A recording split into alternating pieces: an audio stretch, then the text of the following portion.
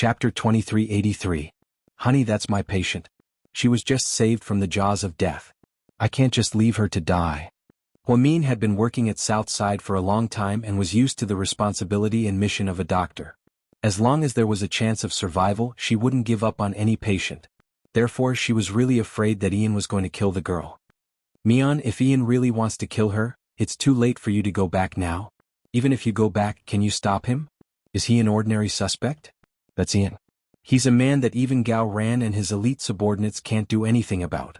He's a man that Huasiqian would turn into a dog in front of. He's a demon, a psychopath who doesn't care about his own life. This isn't a game or a movie. Do you understand? Qin Chu hadn't spoken so loudly to Huamin in a long time, so his loss of control scared Huamin. Honey, you're yelling at me? Huamin looked at Qin Chu with tears in her eyes. Qin Chu slowly parked the car on the side and sighed slightly. He regretted his attitude just now. Then he raised his hand and placed it on the back of Huamin's hand. He slowly explained, Honey, I didn't mean to yell at you. You were too selfish just now. I know you're a doctor and it's natural for you to take care of your patients, but first of all, you're also a wife and a mother of two. If you don't care about your own safety and something happens to you, what will happen to me, little bean and pudding? Have you thought about it? Qin Chu's words left Huamin speechless. Can I at least call the hospital? I need to know how that girl is doing. Huamin pouted. Go ahead. Qin Chu didn't know what to do with his wife. Huamin took out her phone and dialed the hospital switchboard. After asking a few questions, he finally felt at ease. Thank goodness he didn't do anything to the girl. The girl is fine and he seems to have left the hospital. Huamin finally let out a sigh of relief. To Ian, killing people is just a game. Everyone is his pawn and can become a part of his game. Whether he kills the girl or not depends on his mood and no one can stop him. Qin Chu tried to explain the stakes to Huamin. Huamin lowered her head and didn't say anything. But looking at her expression, Qin Chu knew that she must think that Qin Chu was exaggerating. Ian's story was too mythical. Qin Chu patiently raised his hand and rubbed her cheek. Honey, think about it. How could a man who even Lu Yen is afraid of be an ordinary man? This sentence reminded Huamin of something. She suddenly realized what was going on. Yeah, Yin said that Ian has been chasing her and Dad all these years. Someone who even Yin has to run away from should be scary. But when I saw him just now, I felt that he wasn't that scary. I even scolded him and cursed his mother. Huamin said proudly. You still have the nerve to say that. If I didn't go just now, do you think you'd still be standing there? Qin Chu was even angrier at the mention of this. If he didn't go with her, his stupid wife wouldn't be standing there in one piece after scolding Ian. So, honey, are you trying to tell me that the fearless Ian is afraid of our Mr. Qin? Huamin smiled, but she was actually joking with Qin Chu. Chapter 2384. He's not afraid of me, he's just afraid of the thing in my hand. Qin Chu paused. Afraid of what? Huamin was confused as he looked at Qin Chu. It's okay. I'll tell you about it later. It's useless to talk about it now. Anyways, from now on, you have to be with me at all times. I'll ask for leave from the hospital for you. You can't go there anymore because Ian has started to notice you. I don't know how he found you, but you're not safe now. Okay, I'll listen to you. Huamin was very obedient this time and listened to Qin Chu's arrangements. After the car arrived at South Hill Manor, you go back first, I'm going to the Municipal Public Security Bureau to see Gao Ran. Okay, be careful, Huamin reminded him. Then, Qin Chu drove to the Municipal Public Security Bureau. When he saw Gao Ran again, he noticed that his eyes were bloodshot. Before Qin Chu could say anything, Gao Ran laughed at himself. I haven't slept for 3 days and 3 nights, damn it. I'm so tired. You won't be able to solve the problem if you don't sleep, why don't you take a nap? Qin Chu looked at him calmly. The thing is, I can't sleep at all, my head is full of these things. Oh right, my subordinates found out that Ian took another girl from the bar tonight. There's no news of her death yet, I wonder if she's still alive. She's still alive, Qin Chu replied. How do you know? Gao Ran looked at Qin Chu in confusion. Because the girl was sent to Southside and Mion was the one who operated on her. Huh. Gao Ran was shocked. Then, Qin Chu briefly explained the situation at Southside to Gao Ran. Hearing this, Gao Ran's face darkened again. Fuck, this bastard is too cruel. No, I have to think of something. Gao Ran paced around anxiously with his hands on his hips. What do you have in mind? Qin Chu looked at him calmly.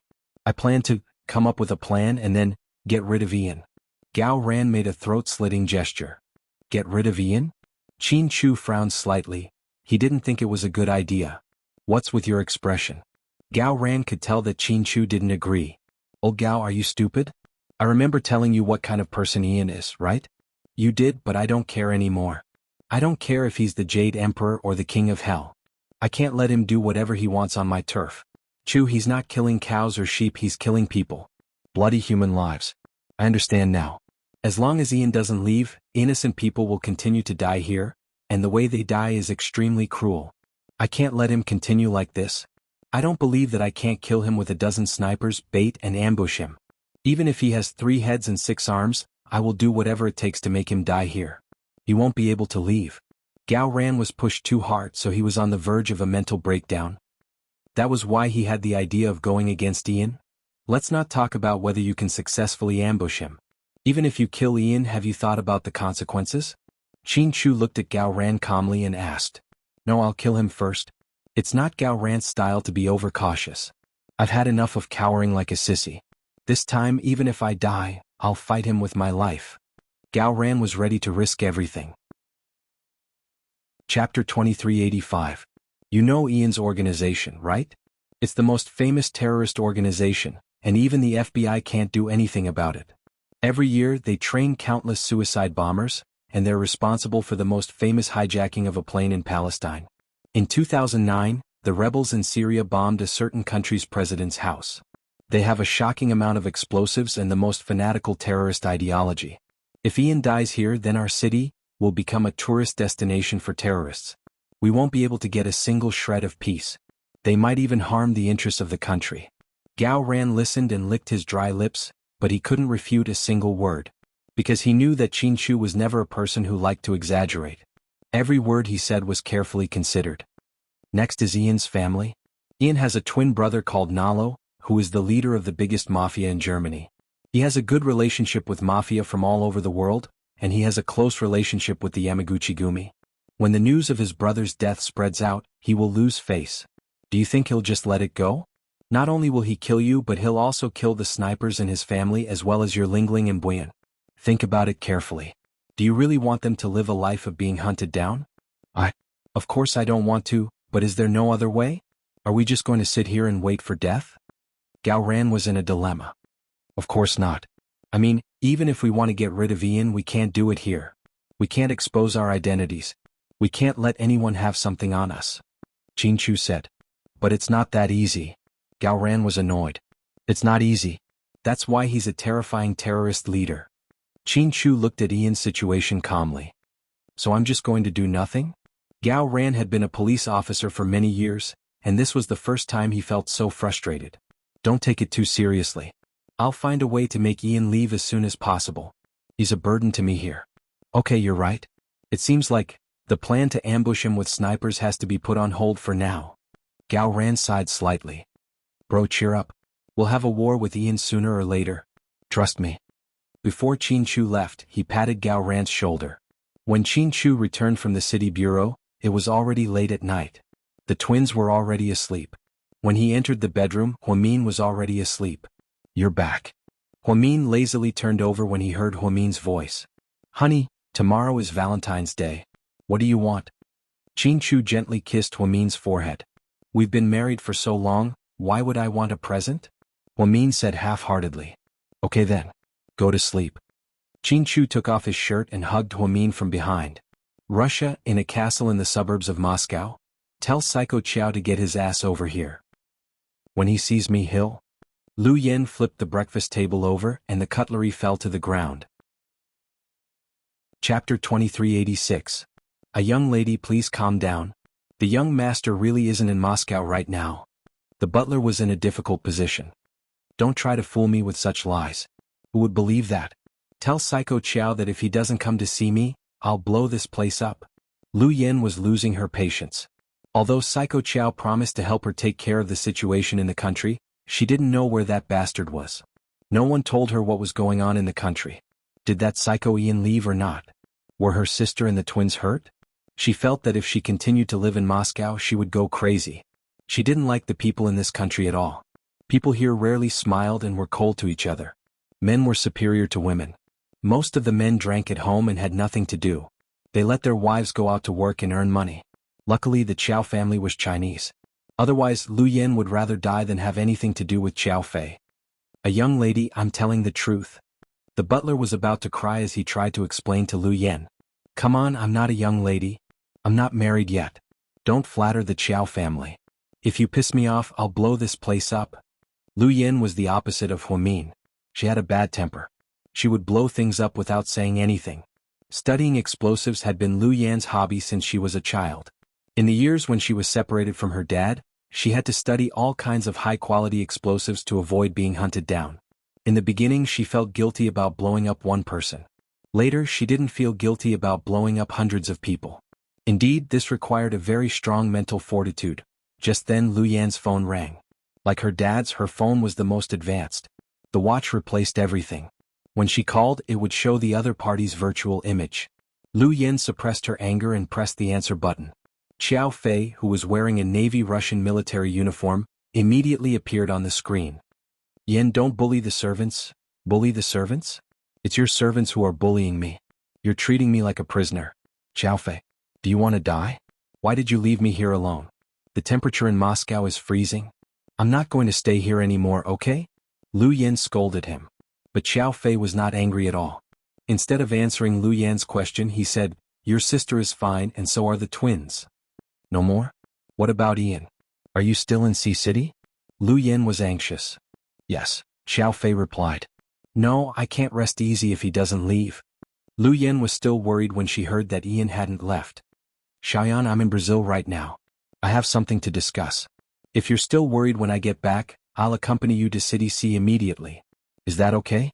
Xiao Fei was only so patient with Lu Yen. He spoke as if he was coaxing a child. He thought Lu Yen wouldn't agree, but to his surprise, she changed her mind. All right, that's the only way. Come back quickly. Okay. Xiao Fei hung up the phone after saying, okay. A young lady, we didn't lie to you, right? Young master really isn't in Moscow, right? The butler looked wronged. Yeah. Lu Yen nodded thoughtfully.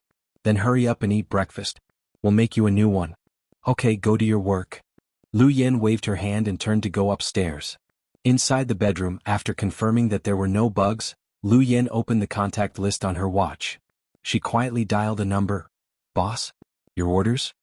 The man on the other end of the phone was respectful. Take Ghost 1 from my first safe and drop it in Ian's branch in Indonesia. Chapter 2387. Boss, you're going to use Ghost number 1? Yes. But you should know the power of Ghost number 1. Won't it cause chaos? This is the bomb I invented. How could I not know its power? I'm telling you to do it, just do it. Why are you spouting so much nonsense? Lu Yen was furious. But, one more word and you'll disappear from the earth with Ghost number 1, Lu Yen ordered. Oh, okay boss, I'll do it right away. 5 hours later, Ian had just walked into a bar. Before he could sit down, he heard a report from one of his subordinates. Boss, half an hour ago, our branch in Indonesia was bombed by an unknown enemy. We suffered heavy losses. What did you say? Ian's face instantly darkened. Our branch in Indonesia was indeed attacked. The subordinate reported with a trembling voice. What weapon? Ian suppressed his anger. God knows how much effort he had put into the branch in Indonesia for the past 3 years. It's a very explosive bomb. I've never seen it before. It's probably the latest model. Our people retrieved the remains of the bomb and are still researching it. I believe we'll know the results and the composition of the bomb soon. After hearing this, Ian's face turned even uglier. As the leader of the world's top terrorist organization, he was most proud of his ability to create terrorist incidents. Most of the time he used bombs to bomb other people's territory, easily killing dozens of people. But now his territory was bombed. Moreover, the enemy used explosives which he was most proficient in. It had to be said that this incident was a slap to Ian's face. In the past few years, the most talented people in his base were explosives experts. They could create all kinds of explosives. The reason why he wanted to capture Professor Lu and Lu Yen was because of their talents. Wait, Lu Yen? When he thought of this name, Ian gradually calmed down. It must be that damn girl Lu Yen. It must be her. Although Ian had a lot of enemies, other than Lu Yen, there was no one else who could locate his branch in Indonesia in such a short amount of time and use the latest explosives. We also suspect that Second Miss did it, but we haven't caught the person carrying the bomb yet. As long as we catch her, we'll know if it's her or not. There's no doubt about it. It must be her. Seriously, I haven't been chasing her so hard recently, and she took the initiative to come to me? Haha, it seems like I was too kind to her before. A cold light flashed in Ian's eyes. He had fought with Lu Yen many times in the past few years, but he always wanted to capture her alive, not wanting to endanger her safety. That was why Lu Yen managed to escape every time. The last time on the plane was the closest he had ever gotten to Lu Yen. Initially he thought that it was a sure thing, but Professor Lu, who was in disguise, intercepted him and rescued him. It seemed that this father and daughter pair were not easy to deal with. Sir, should we give the order to kill the second miss? Ian's subordinate asked cautiously. Kill order?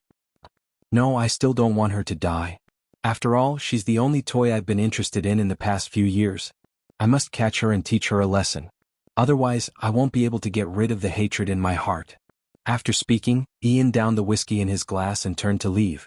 The absolute kill order was the highest secret order of Ian's terrorist organization. Once the absolute kill order was issued, once the order was given, the hundreds of elites in the terrorist organization would search the entire world for the target and kill them at all costs. They would even use suicide bombers to take the target down with them. This was the scariest thing about the terrorists. It wasn't an exaggeration to say that they were anti-human. Ian left the bar in a hurry, no longer in the mood to hunt women. Sir, should we go find Mr. Hua now? Chapter 2388. No, we'll leave immediately. Ian didn't care about a small fry like Hua Xiqian. He had already made it very clear that he would only give Hua Xiqian 1 month. He believed that Hua Xiqian would make a decision.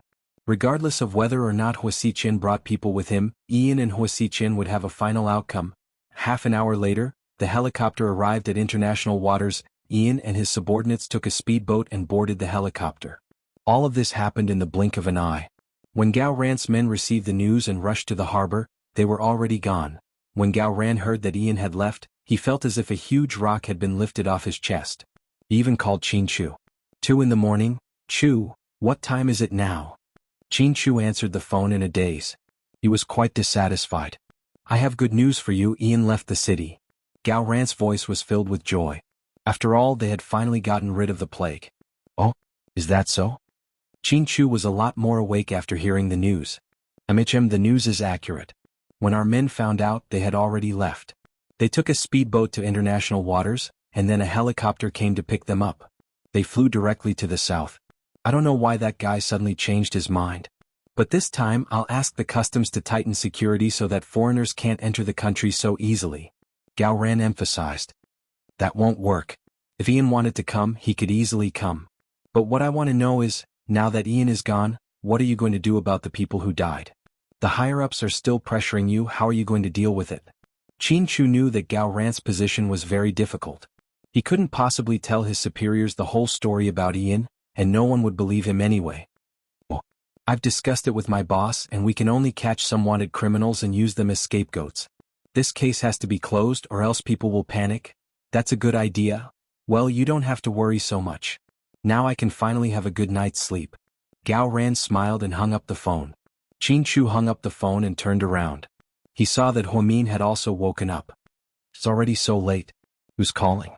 Hua Min wasn't suspicious of Qin Chu because of what Jixin had told her before. She was just afraid that he was hiding something from her, so she was quite vigilant. Gao Ran, really? Could it be that some woman is pestering my husband? Hua Min smiled mysteriously. Is your husband that untrustworthy? Qin Chu took the phone and let Hua Min look at the call history. You didn't save that woman's name in Gao Ran's account to confuse the public, did you? Hua Min's imagination ran wild. Qin Chu was speechless. Honey, it's the middle of the night. Why aren't you sleeping? Are you trying to cause trouble? Qin Chu chuckled. It's true. Did you do something behind my back? Hua Min reached out her index finger and tapped Qin Chu's lips. Why don't you call this number and you'll know if it's really Gao Ran or if I saved it on purpose. Qin Chu looked at Hua Min amused. No way. I'll keep playing dumb. If it really is a woman's voice, I'll be sad. Hua Min pursed her lips. Yeah, you're right. It's possible to hear a woman's voice. Qin Chu said on purpose. Chapter 2389. Okay, see? You confessed without being pressed, didn't you? Hua Min pouted. I'm not done yet. Why are you in such a hurry? What I mean is, if you call Gao Ran's number and a woman picks up, It must be Zhu Lingling, Qin explained. Huamin turned her head away. Obviously, her husband had brushed her off. However, she put her finger on Mr. Qin's lips. What was the meaning of this? Qin opened his mouth and sucked on her pale finger. Instantly, a tingling sensation spread throughout her body. Hey, what are you doing? Are you a puppy?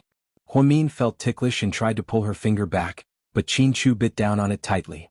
He controlled his strength perfectly so she didn't feel any pain. However, she couldn't pull her finger back. Huamin wanted to continue protesting, but she realized that her pajamas had been taken off without her noticing. Immediately, she was naked. Hey, you. She didn't have a chance to finish her sentence because before she could, Qin pounced on her. With Ian's departure, Qin guard was instantly lifted. On a night like this, he just wanted to enjoy the world with Huamian.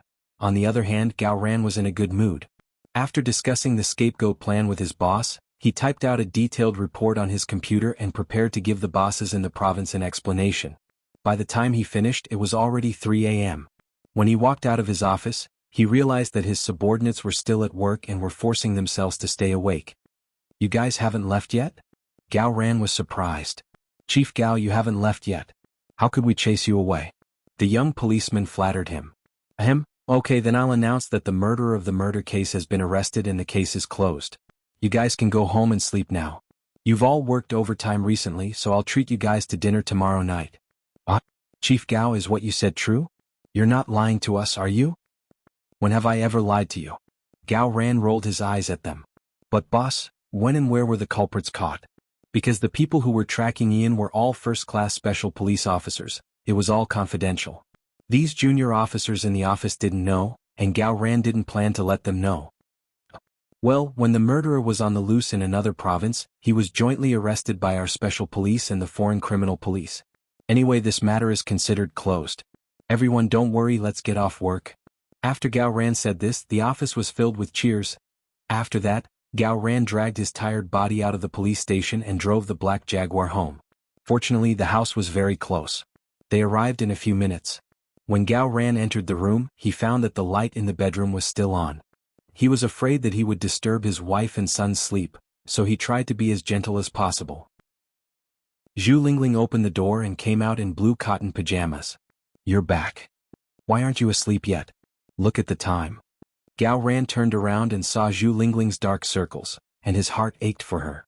I was worried about you. I couldn't sleep. Zhu Lingling pouted. Where's Buyuan? I sent him to Mom's place. It's not very peaceful these days. After all, Dad used to be a leader and he retired with bodyguards, so it's safer for him to live there. So I sent Buyuan there. Ha, you're smart. Why didn't you go with him? I don't want to miss you and your son. Chapter 2390. What are you going to do if I'm gone? I'm going to wait for you at home. Zhu Lingling had been feeling uneasy lately. As a family member of a police officer, she had to put in more effort than normal people. She was constantly worried that her husband would be in danger, but she didn't know who to talk to. Although Zhu Lingling was usually loud and boisterous, she was actually quite meticulous. She was also completely devoted to Gao Ran. You are so silly. I'm the director, how could anything happen to me? I'm just drinking tea in my office and reading the newspaper. When there's a case, I'll analyze the situation, give orders, and come up with a plan. How could I be in danger? Gao Ran casually explained with a smile. Don't pretend, we've known each other for so many years. We've known each other for as long as Mian and Qin have known each other. Do you think I don't know you? You're not a coward who only knows how to comfort himself and is afraid of death. When you get angry, you're even fiercer than a northeastern tiger. Don't think that I don't know. When I brought you food, I heard from the police officers that you've been out on missions. If you run into that psychopathic murderer, you could get into a gunfight with him at any time. Zhu Lingling choked up when she said this. God knew how scared she was. Gao Ran's heart softened at the sight of his wife, who was usually a tough woman, acting like a fragile child. He walked back and gently hugged Zhu Lingling in his arms. Lingling, don't worry, I'm back in one piece, right? Gao Ran comforted her. Bullshit, how can I not worry? You're my husband. If anything happens to you, I'll be a widow. No, you're still young and beautiful. Can you find another husband? Gao Ran teased her. To his surprise, Zhu Lingling was so agitated that she raised her fist and punched Gao Ran. Stop talking nonsense, I'll kill you. Honey, are you trying to break a rock on my chest? Fuck off. Zhu Lingling wiped her tears and smiled. You haven't slept or changed your clothes for the past few days? I'm so worried. Go take a shower. Zhu Lingling pushed Gao Ran into the bathroom. Why are you in such a hurry for me to take a shower? Are you trying to hint at something? Gao Ran smirked. No, don't think too much. I'm just annoyed that you stink, okay? Zhu Lingling's face a little bit red. I'm not overthinking it, I think Buyuan is too lonely. Our country's family to have a second child's all. To have a child, to have a baby, to have a baby? You're to have a baby? Zhu to have a baby? Ho to have a baby, to have a baby, to have a baby, to have a baby, to have a baby, baby you to have to do that? You're to have a baby, to have a baby, to have a baby? Zhu huddled to be, to have a baby? Come on, I'm serious. Qin Chu and Huamin are both planning to have a second child. We can't fall behind. Maybe we'll be in-laws if we have a second child. Haha, then half of the GK Corporation will be ours. We'll become rich instantly. Gao Ran teased. In your dreams. Mian didn't say she wanted a second child.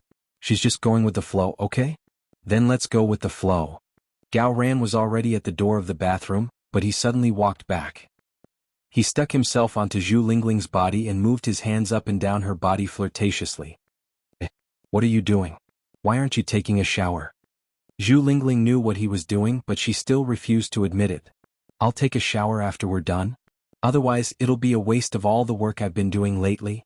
Honey, it's time for you to serve me. Gao Ran pressed Zhu Lingling down onto the sofa, and the air was filled with love. It was without a doubt a perfect night to have a baby.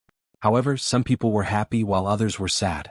Lu Yen used the ghost number 1 to blow up Ian's Indonesian branch, causing a huge commotion that even affected the Indonesian government. Therefore, she was listed as public enemy number 1 by Ian and the Indonesian government. Late at night, Lu Yen wore a black windbreaker and left Qiao Fei's castle with her simple luggage. Moscow International Airport, Lu Yen was waiting in line to board the plane when someone suddenly pressed down on her shoulder, startling her. Chapter 2391. Lu Yen reacted quickly. The moment she turned around, the gun in her right hand was already aimed at the man's waist. Because of the loose coat, she didn't attract the attention of the passers-by. Qiao Fei. Lu Yen froze when she saw that it was Qiao Fei behind her. Then she quickly put away her gun. Where are you going? Qiao Fei's gaze was no longer gentle and doting. Instead, it was filled with anger. Leaving this place. I'm running around. Lu Yen licked her lips, unperturbed. Do you like living like this? Qiao Fei asked. What's the difference if I like it or not? I'm used to it anyways. Lu Yen had been separated from her father ever since she was young because of her identity. Speaking of which, she had to hide her identity. Back when she was studying at West Point in America, it was one of the most peaceful years of her life. After she graduated, she gathered her friends and formed a mercenary group. In just a few years, she rose up in the industry and became one of the top mercenary groups in the world. Because of this, Lu Yen was given a famous nickname, Second Young Mistress. In the world of mercenaries and assassins, not many people knew about Lu Yen. Second Young Mistress was like thunder to one's ears. Some legends about this girl had been circulating in the industry. She even became the idol of many newcomers, and the object of worship. Come back with me. Qiao Fei grabbed Lu Yan's hand and walked out, suppressing the anger in his heart. Let go of me, I'm not going back. Lu Yen struggled to break free. Do you want to die? Do you know how much trouble you've caused? Qiao Fei gritted his teeth and looked at Lu Yen. Even though he was furious, he couldn't bear to scold her. I know, I didn't blow up Ian's branch. It's not like I blew up his base. What's there to be afraid of? Lu Yen had always been fearless. Even if the king of hell came, she would still be like this. She had been on the edge of a knife since she was young and was used to being arrogant. That's not all. You've also attracted the attention of the Indonesian government and the spies of various Western countries. I heard that the Indonesian government has already offered $1 billion for your head. Qiao Fei was just short of saying, Yen, you need to be more careful. $1 billion? So fucking stingy. My head is only worth $1 billion? You're underestimating me. Lu Yen didn't seem to care about the bounty on her head. Instead, she blamed the other party for paying too little. $1 billion. That's the highest price in the industry. Yen, your life. All the assassins in the world are after you. You've become everyone's target. I promise you that as soon as you leave Russia, no matter where you go, you'll be hunted down. Xiao Fei calmly analyzed the situation for him. Isn't that normal? I've been living like this since I was a kid.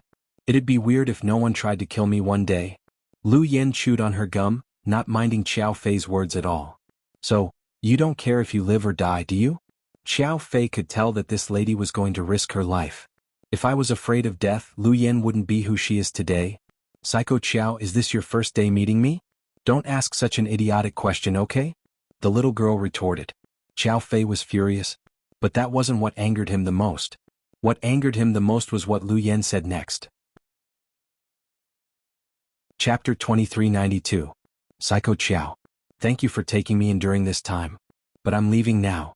If I'm lucky enough to survive, I'll definitely thank you properly when I get the chance.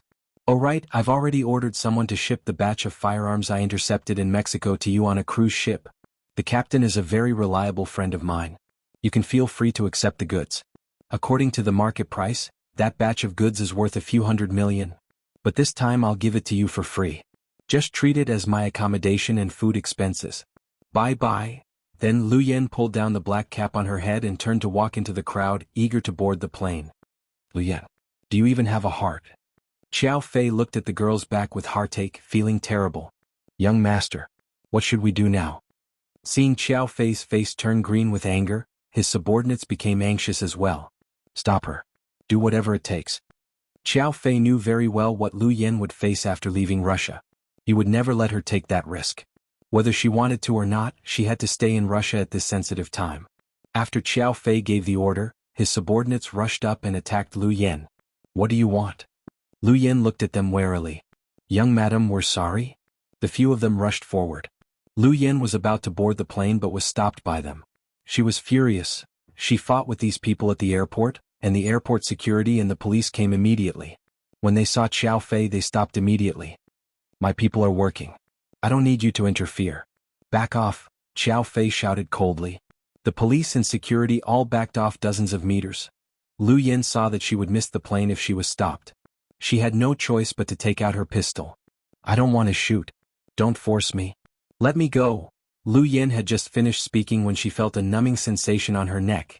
It turned out that one of Xiao Fei's subordinates who was good at using hidden weapons had used a few tranquilizer needles on her. Lu Yen thought they were on her side and didn't want to fight with them, so she was careless and fell to the ground. Xiao Fei immediately rushed up and hugged her tightly before she fell to the ground.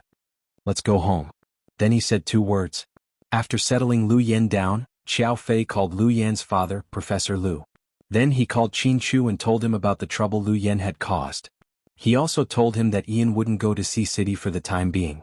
To be honest, Qin Chu was to be shocked. He didn't know how powerful Ghost Number 1 was, but to make Ian to leave Sea City, to leave it, it must have been very destructive.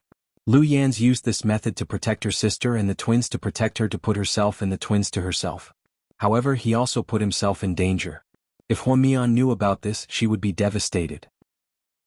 Lu was to Lu, Lu Hun Hun, Lu Hua to leave to die to go to's her. Then don't tell my sister. With Lu Yan's temper. I don't know what she's like, but I know she wants to protect my sister and the kids at all costs. To me to of the two of a to of to have to. To Lu of a, s's. Brother-in-law, we're all family. There's no need to be so polite. What should we do now? Lu Yen must be in danger, right? Qin Chu was still worried when he heard that the Indonesian government had offered $1 billion for Lu Yan's life. Chapter 2393. As long as she stays in Russia, no one will dare to do anything to her. Don't worry, I'll take care of her. Okay. After hanging up with Qin Chu, one of his subordinates came to report, Young master, Miss Yen woke up and wants you to go over. Xiao Fei nodded and went into the bedroom. Lu Yen was still under the effects of the anesthetic, so she couldn't get up from the bed and had no strength left in her body. As soon as Xiao Fei entered the room, she started yelling at him. Psycho Xiao, do you want to die? How dare you use anesthetic on me? Do you want water? Xiao Fei ignored Lu Yan's question and asked. Drink my ass. Let me go. Otherwise I'll blow up your base. Do you believe me? Those who knew Lu Yen knew that she was a girl who would use bombs whenever she felt like it. Furthermore, they never boasted. Basically, they would bomb whoever they wanted, just like the branch that Ian had painstakingly built in Indonesia. Lu Yan's Ghost Number 1 could blow it up in a matter of minutes. Although the repercussions were huge and the consequences weren't ideal, Lu Yin had always been someone who didn't care about the consequences. Unlike Huamin, Lu Yin was more impulsive and would do whatever she wanted to do. Huamin, on the other hand, would calmly analyze the situation and make a decision after weighing the pros and cons. Yin, you can't leave. Xiao Fei looked at her seriously. If I don't leave, am I supposed to be a coward here for the rest of my life? Lu Yin retorted. So what? It's not like I can't afford to raise you, Xiao Fei replied slowly. Ew. I'm speechless. Psycho Xiao, are you trying to put me under house arrest? If that's how you see it, I won't argue with you. My dad won't like you if you treat me like this. Let me tell you, I already called the professor and told him that you're safe. He also told you to stay here. What the? How could you do that? Do you have any humanity left? Let me tell you, my subordinates know that I'm locked up here and will come to save me. They'll make a mess of your life. Lu Yin tried to scare him. I won't give your subordinates any chance to enter the country. You. Lu Yin almost rolled her eyes. She was the queen of mercenaries, the famous Second Mississippi. She was actually ambushed by this perverted guy with an anesthetic and then inexplicably put under house arrest. Seeing that force didn't work, Lu Yin decided to change her strategy. She smiled gently at Xiao Fei and said, Brother Xiao Fei, you can't treat me like this. Can't we talk things over? How barbaric of you to lock me up like this. Ahem. Xiao Fei's subordinates' eyes almost fell out of their sockets when they saw Lu Yan's expression. Why did such gentle words sound so creepy when they came out of Lu Yan's mouth? However, Xiao Fei was still very calm. He was not tempted by the sugar-coated bullets. What do you want to eat for lunch? How about steak? Don't you like shrimp dumplings the most? I've invited the Cantonese chef from my dad's place to cook for you, okay? Lu Yin suppressed her anger, then she smiled like a blooming flower. Okay. But I promise you that I'll eat my lunch. After that, you'll let me go, okay? No. Xiao Fei refused without hesitation. I really want to shoot you. Lu Yin couldn't keep up the act anymore. If she wasn't under the influence of the anesthetic, she would have jumped up and punched Xiao Fei in the face. His indifferent attitude was infuriating. Chapter 2394. Young Master. Old Master wants you to go to the old mansion and take care of some things, the subordinate whispered into Xiao Fei's ear. Okay. Xiao Fei nodded and got up to leave. Xiao Fei. Lu Yin called out unwillingly. Xiao Fei stopped in his tracks but didn't turn around. His silver hair looked even more dazzling under the sunlight. Who would have thought that such a handsome, cold and handsome young man would be the young master of Russia's largest Chinese mafia? He was a bloodthirsty young man who could kill people by himself since he was 7 years old. He and Lu Yin had a similar childhood and life, which was why they were so close to each other.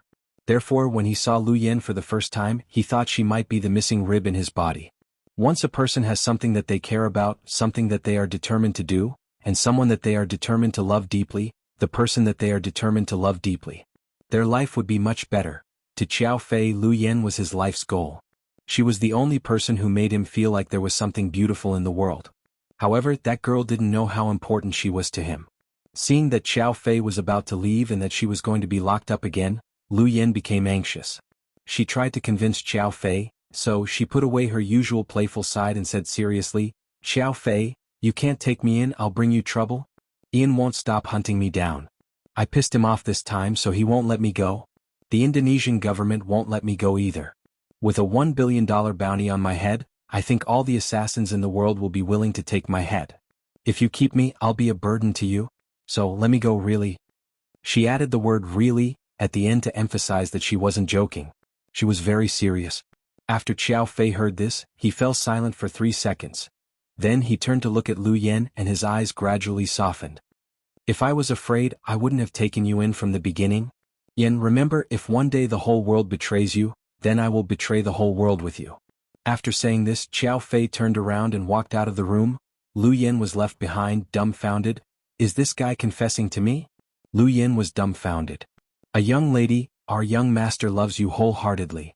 I've never seen him treat any woman so well. Of course, the only woman who could get close to him, other than his late mother, is you. You have to cherish him. The butler who stayed behind to take care of Lu Yin wanted to defend Xiao Fei. Lu Yin took a deep breath. In fact, she knew that Xiao Fei was being kind by letting her stay, but if she continued to stay, the Qiao family will definitely be in big trouble. Russia will not be a permanent harbor. In the past, Ian wasn't willing to come to Russia to capture people because he was wary of the Chow family's influence and didn't want to offend them. But this time she had caused such a big trouble. Ian would definitely be furious. When he went crazy, why would he care about the Chow family? Besides, as the leader of the mercenary world, it wasn't Lu Yan's style to be a coward. With her fiery temper, she would rather die in battle than hide behind others and drag out an ignoble existence. 5 a.m. in the morning, Huamin and Qin Chu drove Tang Chuan and Qin Ning to the airport. Chapter 2395. By the time they drove back, Uncle Li had already prepared breakfast for them. As the couple enjoyed their breakfast, Qin Chu remembered what Gao Ran told him last night. He glanced at Huamin and said, "Ian already left." That fast? Huamin was surprised, and her hand that was holding the bread and butter paused slightly. "What? You sound like you don't want him to leave." Qin Chu teased her. "Nonsense, I'm not. I just don't think he came here for a vacation. Maybe he's here for something. He killed so many people in a row. Why would he leave so easily? He's not scared of the police, is he?" Huamian guessed. "Of course not. Why would someone like him be scared of the police? Then what is he doing? That's weird." Huamin lowered her head and pondered. Qin Chu didn't dare to tell Huamin that Lu Yan did it because she would be worried about Lu Yan. So he gave her a perfunctory answer. "Someone like Ian wouldn't be so free. He's a terrorist who wants the whole world to fall into chaos. So he must be interested in something else. That's why he left." "That's great. We don't have to worry about him anymore. It's just that, it's such a pity for the innocent people who died. Ian killed so many people and got away with it. I really don't like it. And Emoshwa, she's so unlucky. I never thought that she would die in Ian's hands. Someone like Ian will be punished by the heavens sooner or later." Qin Chu comforted Huamin. "Then, honey, can I go back to work now?" Huamin asked excitedly as soon as the alarm was lifted. "Yeah, you can go back to work tomorrow," Qin Chu answered as he ate his fried egg slowly. "Why not today?" Huamin's eyes widened. "Come with me to a place today.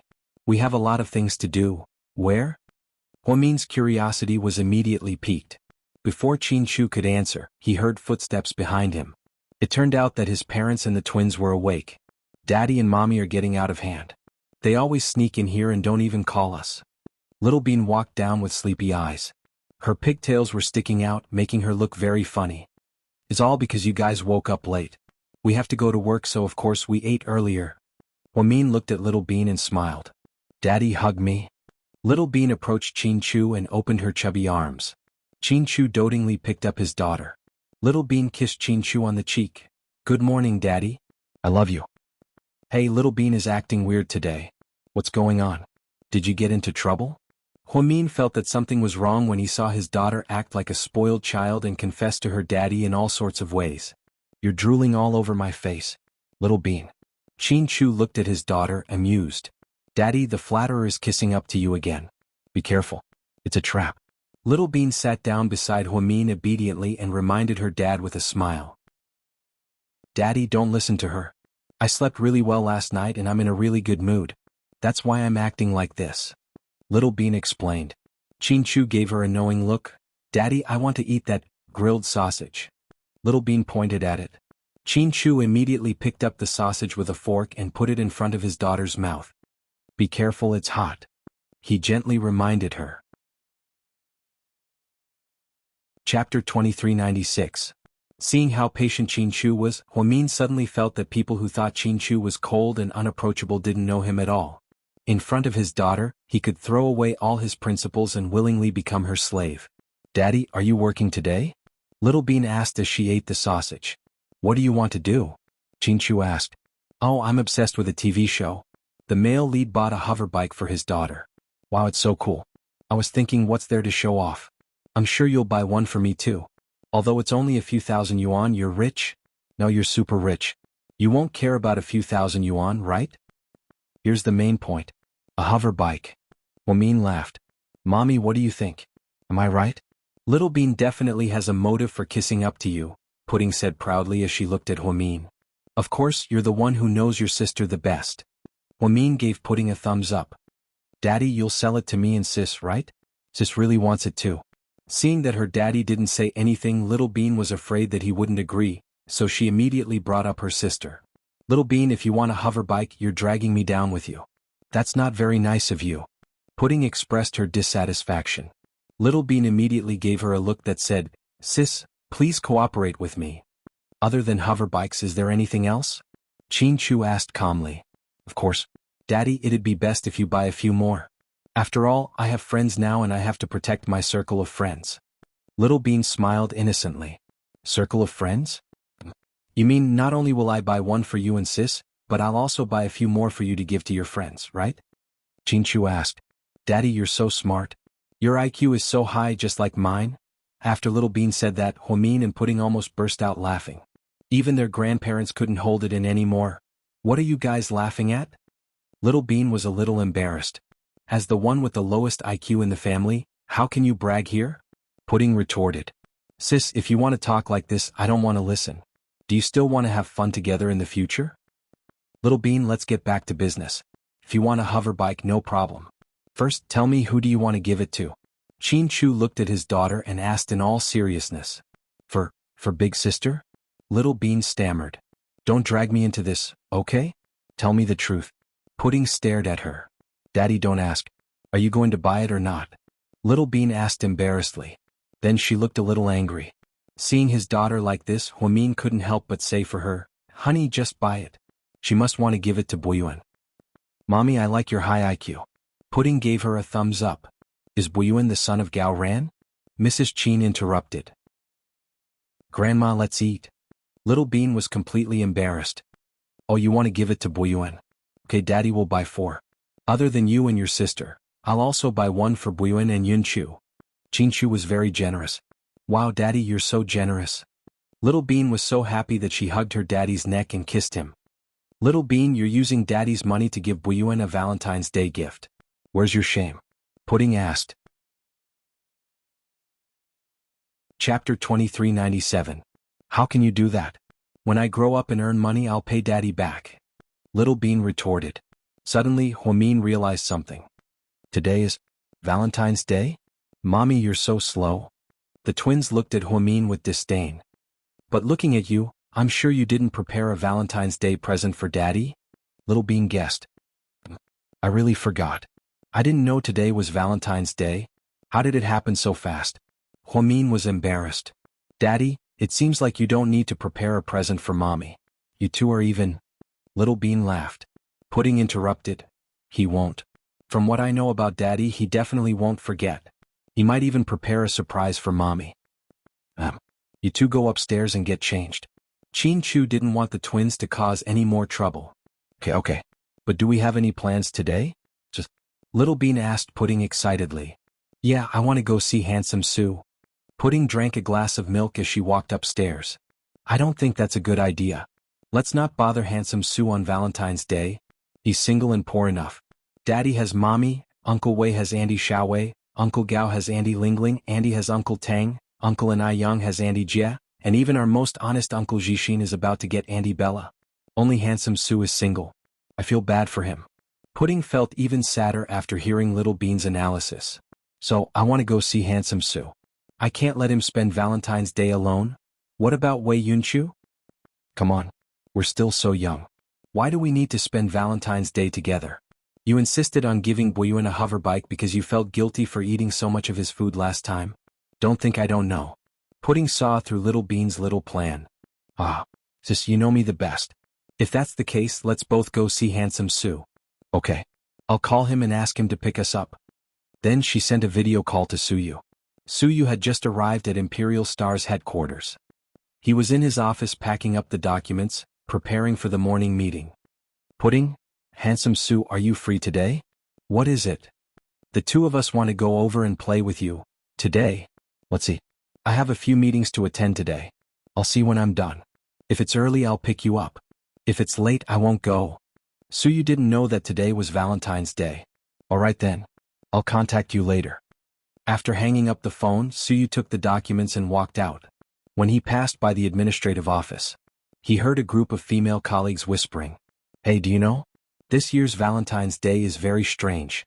I can't even buy roses. It can't be, right? How is that possible? Another girl expressed her surprise. It's true. I don't know what's going on. My boyfriend went to buy flowers today but didn't find roses in the florist shop. In the end he had to buy me lilies, and these teddy bears. The girl said with a pout as she held a bunch of lilies in her hands. That's strange. What's going on? Are roses banned? Or, did something happen? The women whispered among themselves and didn't notice Suyu walking past them. Huh? Is today Valentine's Day? Suyu turned around and asked in confusion after hearing the female colleague's words. Chapter 2398. President Su, I'm not sure either, and said innocently.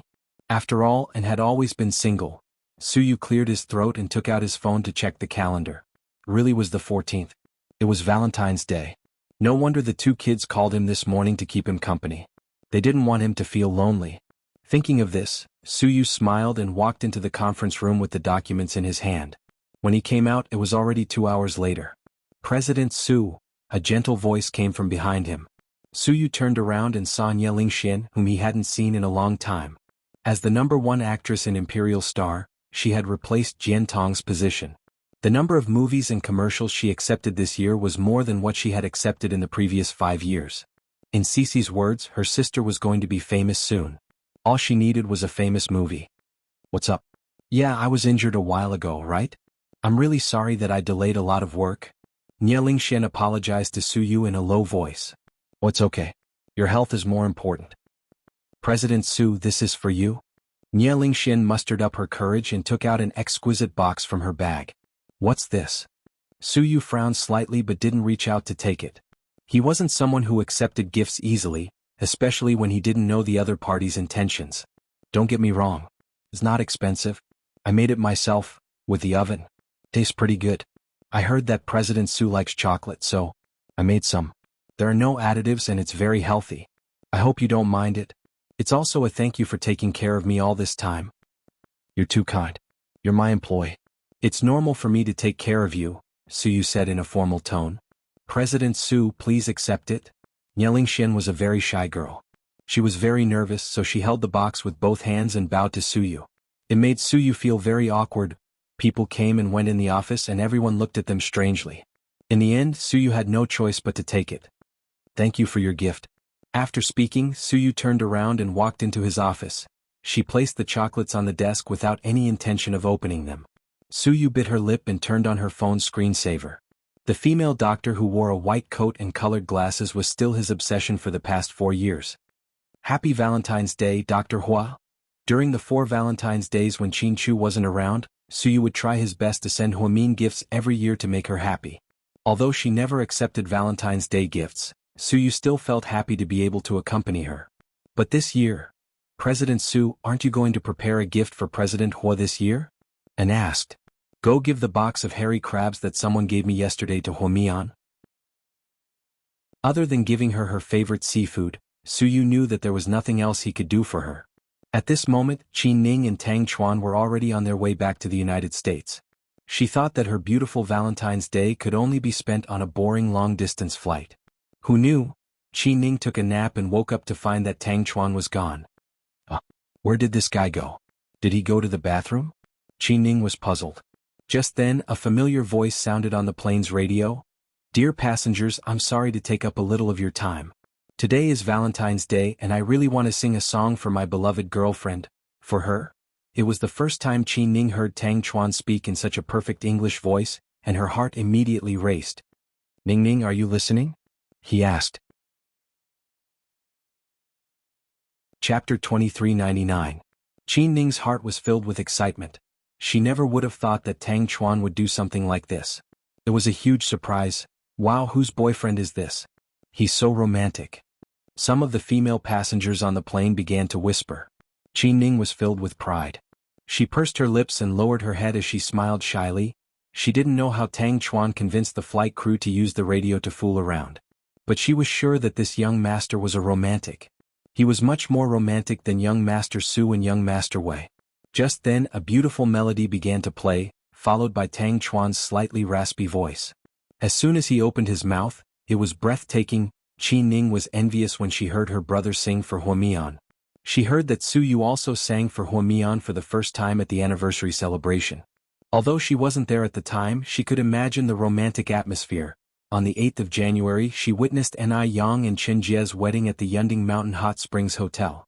As a professional singer, Ni Yang's voice was even more refreshing. However, to her surprise, as soon as Tang Chuan opened his mouth, Qi Ning felt like her heart was going to melt. She didn't expect such a carefree and frivolous man to sing so beautifully. Even the surrounding passengers couldn't help but scream. Wow, it's so nice. This guy is so nice to his girlfriend, so romantic. Such a nice boyfriend is usually someone else's. We can forget about it. This is Wang Liham's Big City, Small Love. The song is my favorite. He sang it so well. Compliments kept coming from the surrounding passengers.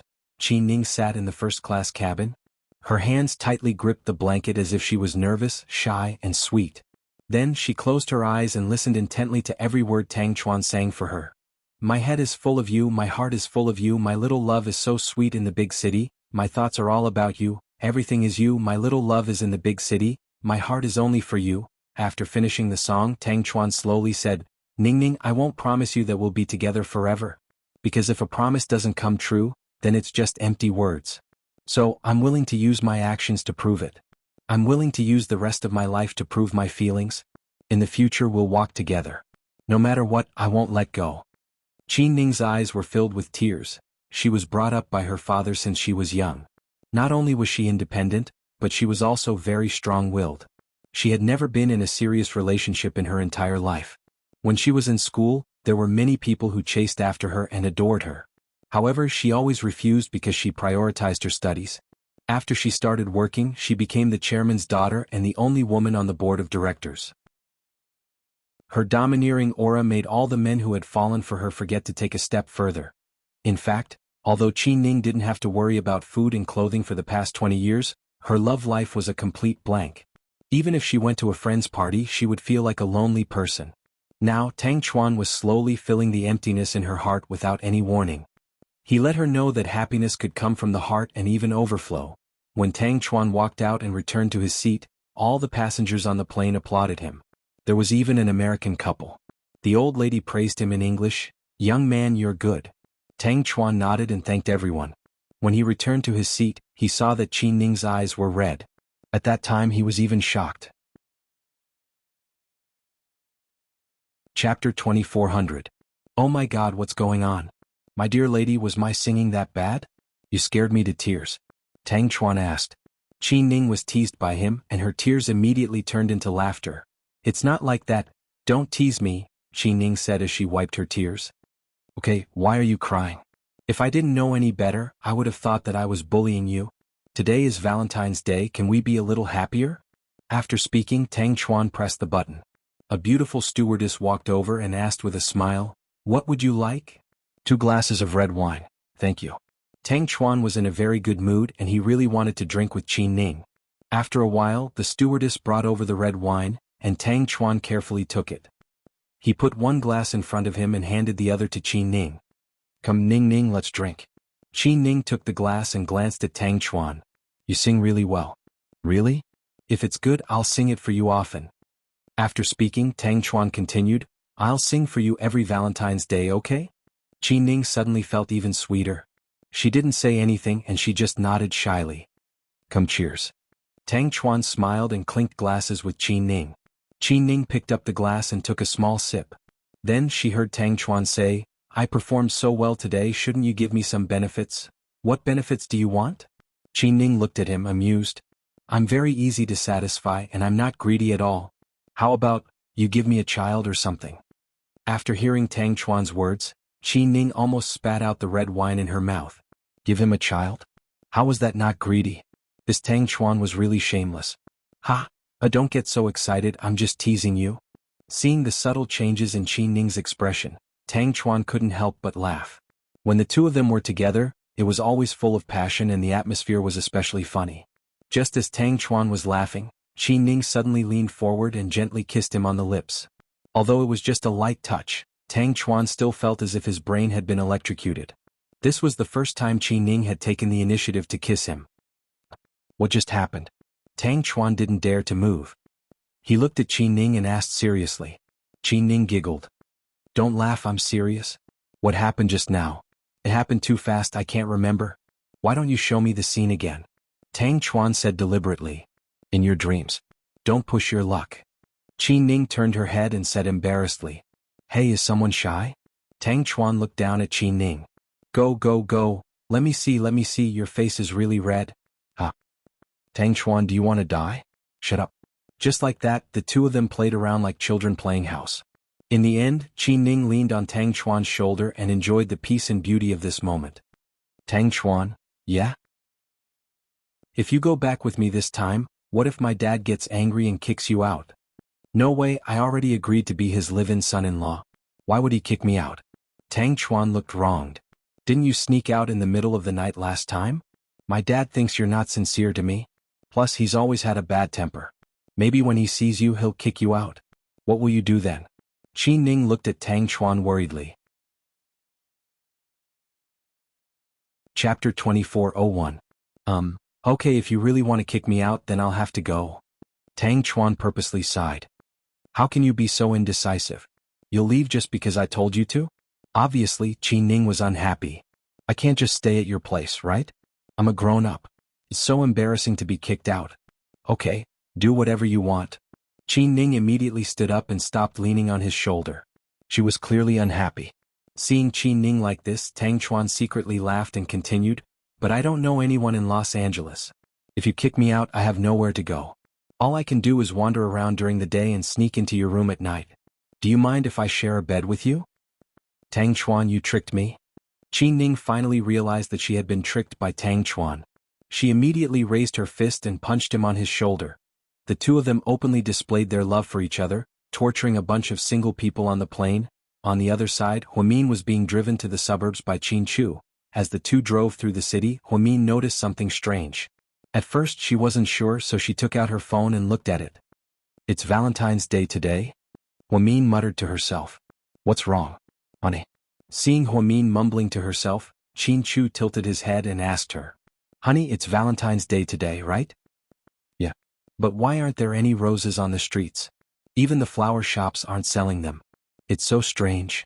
Huamin looked at the people on the street, the couples holding hands, and the girls holding lilies and baby stars. She didn't even see a single bouquet of roses.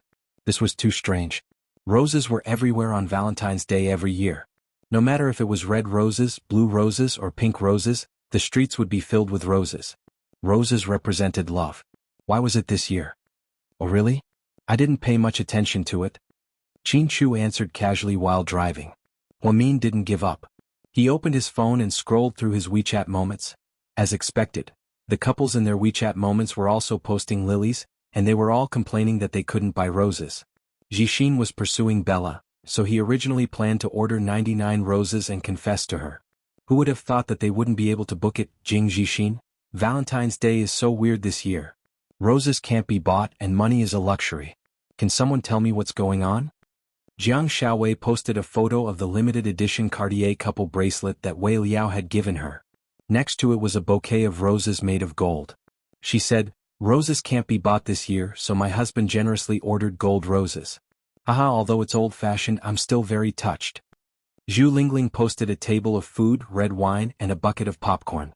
She wrote, we're an old married couple, so it's okay that we don't have roses.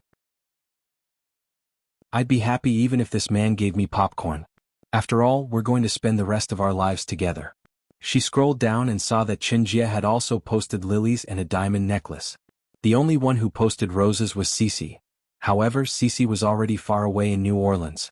She held a giant red rose and smiled happily. She wrote, he's full of fire and courage, but in the end he's still willing to return to normal for me. Thank you, my great hero. Huamin liked all of them. Then he put away his phone and said to Qin Chu, honey, other than Cece, no one else received roses. But Cece's in the States, so it doesn't count. What's going on? Could it be that someone had started to speculate in roses just like gold? Did you hear any rumors? Chapter 24:02. Huamin's imagination ran wild, thinking that someone was using roses to create hype. No, Mr. Qin replied nonchalantly. Okay, pretend I didn't say anything. Huamin saw that Mr. Qin wasn't interested in the topic, so he didn't say anything else. An hour later, the two drove to a manor in the suburbs. Honey, what are we doing here? A farmhouse? Fishing and eating? Huamin didn't understand. Looking at the mountain village in the middle of nowhere, he didn't know what Mr. Qin was up to. Come with me. After Qin Shu parked the car, he held Huamin's hand and walked out. Mr. Qin, you're here. At the door, a man in his 40s saw Qin Shu and greeted him. Is everything ready? Qin Shu asked him. It's all ready, Mr. Qin. You and Mrs. Qin can go in. Okay. Qin Shu nodded, holding Huamin's hand as they walked in through the door. Only then did Huamin realize that they were in a simple manner. After walking in, it was a very dark and narrow path. It was a little dark. If it weren't for Qin Shu by her side, she would have been scared. Honey, where are we going? This place is so scary. Huamin whispered. Qin Shu didn't answer and just walked forward in silence. After walking for about 4 or 5 minutes, the path ahead began to light up. Huamin saw a glass door. It was big and beautiful. However, because it was covered by green vines, they couldn't see what was inside. At the glass door, Qin Shu held Huamin's hand and slowly stopped walking. Why aren't we walking? Huamin was curious. Mian, guess what's inside? Is it a vegetable garden? A pure green vegetable garden? Huamin guessed. Pudding and Little Bean loved vegetable gardens like this, so they often came here to pick strawberries and tomatoes to eat. Huamin thought that Qin Shu had invested in a vegetable garden and wanted her to take a look and give him some advice. After hearing Huamin's words, Qin Shu only smiled. Close your eyes, I'll take you in. Why are you being so secretive? Is it necessary? Huamin thought it was funny. It's necessary, Qin Shu ordered her like a child. Okay, I'll close. Unable, Huamin couldn't dissuade Qin Shu, so she closed her eyes. Then, Qin Shu slowly opened the glass door. Qin Shu's Qin Shu and means. After walking for about 20 to 30 steps, Qin Shu found a perfect spot and stopped. Then he gently said, Mian, you can open your eyes now. After hearing this, Huamin slowly opened her eyes. Instantly, she was stunned. In front of her was a sea of roses. In the middle was the blue enchantress, then the pink rose wrapped around the blue enchantress, and then the champagne rose. In the end, the entire mountain was covered in red roses, blooming brilliantly. Under their feet was a high platform. Looking down, they could see a mountain full of flowers. This place was actually a huge rose garden. When they came in, Huamin was fooled by the simple house and door. She thought it was just a vegetable garden. Who knew that there was a whole other world inside? Why are there so many roses? Huamin was so surprised that she couldn't speak properly. Qin Shu was behind her. He gently hugged her waist and whispered in her ear, I bought out all the roses and planted them in this sea of flowers. Today only you can have roses. After hearing this, Huamin's eyes flashed with tears. Chapter 2403. Honey, aren't we being too extravagant? Huamin's voice was slightly shaky as she turned her head and pressed her cheek against Qin Shu's handsome side profile. Honey, we're already being very low-key. Qin Shu whispered in her ear. Indeed, for a CEO with a net worth of hundreds of billions of yuan to give his beloved wife a sea of roses on Valentine's Day, he was already being very low-key. Every year on Valentine's Day, there would be news that would make the headlines. For example, a rich man gave a million-yuan sports car to chase after a female lead. For example, a rich woman chased after a male idol and booked all the advertising spots in the city to show her love. For example, a rich man chased after a female straight-A student who came back from abroad with a high degree. He even used a helicopter and threw money at her. Tens of thousands of people fought over her. Compared to those people who liked to play to the gallery, Qin Shu's approach was indeed much more low-key. Most importantly, it was his style. It's so beautiful here. Feels like a fairy tale. Huamin felt like she was dreaming as she looked at the sea of roses in front of her. Honey, I'm sorry that I missed Valentine's Day for 4 years. But from now on, I won't miss it again. Qin Shu thought about how he was recovering in the States and felt very guilty towards Huamin. Hey, let's not talk about the past. You have your reasons and you don't want to be separated from me. I don't blame you, just cherish what you have now. I'm very easy to satisfy, really. I don't want anything else in this life. I just want to be with you and the twins as they grow up. If there's a chance, I also want to be reunited with Yen and Dad. My life will be complete. Huamin made a beautiful wish. I will. Don't worry, I will make all of your wishes come true.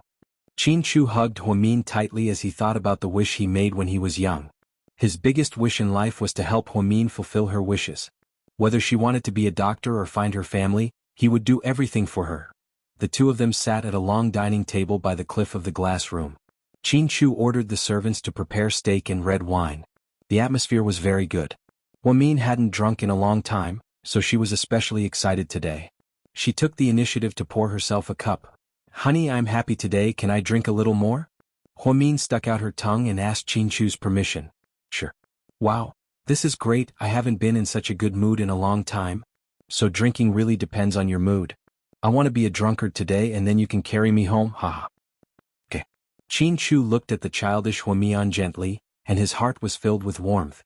Huamin, who had always been low-key, took out her phone and started taking selfies. She took a romantic picture of a sea of flowers, and another one of her making a peace sign with her mouth in Qin Chu's arms. A faint smile appeared on Qin Chu's face, and his eyes were filled with a rare happiness. Then Huamin posted the pictures before dinner. Qin Chu, who never liked to post on his WeChat moments, also used Huamin's pictures and posted them on his WeChat moments. Huamin wrote in her WeChat moments, "Today I have a sea of flowers." Then her WeChat moments exploded with comments one after another. Chapter 2404. Zhu Lingling, what the fuck, what did I just see? Are those roses? They're blinding my 24K aluminum eyes. Jiang Xiaowei, no wonder we couldn't get any roses. President Qin bought all of them. He's so rich. Wei Liao, you two are so lovey-dovey. Even a married man like me can't stand it. Gao Ran, people who don't show off their love are the scariest. Because when they do, it's their ultimate move. They're going to destroy us anytime. Jixin, sis, those are roses. No wonder I couldn't get any. Can you sell me 99 roses? I'm waiting online. And I Yang, me too. Cici, wow, it's a sea of flowers. Mian, I have to criticize you. How can you take pictures of such a beautiful scene? Pouting and acting cute is outdated. Bella, President Qin is so cool. Yang, you can tell when the boss makes a move. Boss, you're the boss after all. You're so cool. Little Bean, wow, what did I just see? Daddy and Mommy not only snuck out to have some alone time, but they're also playing the romance of the century. I bet 10 packs of Oreos that our little brother or sister is about to show up. Pudding, I give full marks to Daddy for this surprise. It's amazing. He's so arrogant. Other than Mommy, no other woman can get roses tonight. Then, jade agate? Beeswax? Clam? Buddhist beads? Jade bracelets? Then Huamian listed all the precious jewelry she had. However, Mr. Qin still shook his head. Huh? None of them. Then, is it food? Huamin asked. Honey, if you can ask this question, it means that your IQ is not as good as it used to be. Qin Chu said in all seriousness. Ha ha ha. Huamin couldn't help but laugh. Don't give up, keep guessing. Qin Chu continued to encourage her. It's really too hard. Let me think. Is it an antique? Is it something you were so busy buying at the auction? Huamin's imagination went wild and expanded the scope of the question. None of them. This is something you really like. I promise that you'll be very happy when you see it. Qin Chu purposely acted mysterious, making Huamin's heart itch. Honey, please tell me, I really want to know. Huamin finally begged for mercy. Chapter 2405. You can open it and see for yourself. Mr. Qin pushed the delicate little box in front of Huamin. The truth was, no matter how expensive Qin Chu's gift was, Huamin wouldn't be surprised anymore. With the couple's current net worth, they could afford any kind of pearls and diamonds. Their love for each other couldn't be measured by money. The more expensive something was, the better. Huamin knew Qin Chu well. To make up for his absence from Valentine's Day for the past 4 years, Qin Chu prepared a huge surprise for her. He bought out all the roses so that no one else could buy them. Not only that, he also prepared a mysterious gift. Therefore, Huamin had great expectations for this gift. She really wanted to know what Mr. Qin prepared for her. Can I? Huamin was pleasantly surprised. Of course you can, only you have the right to open it. Don't control yourself, just open it.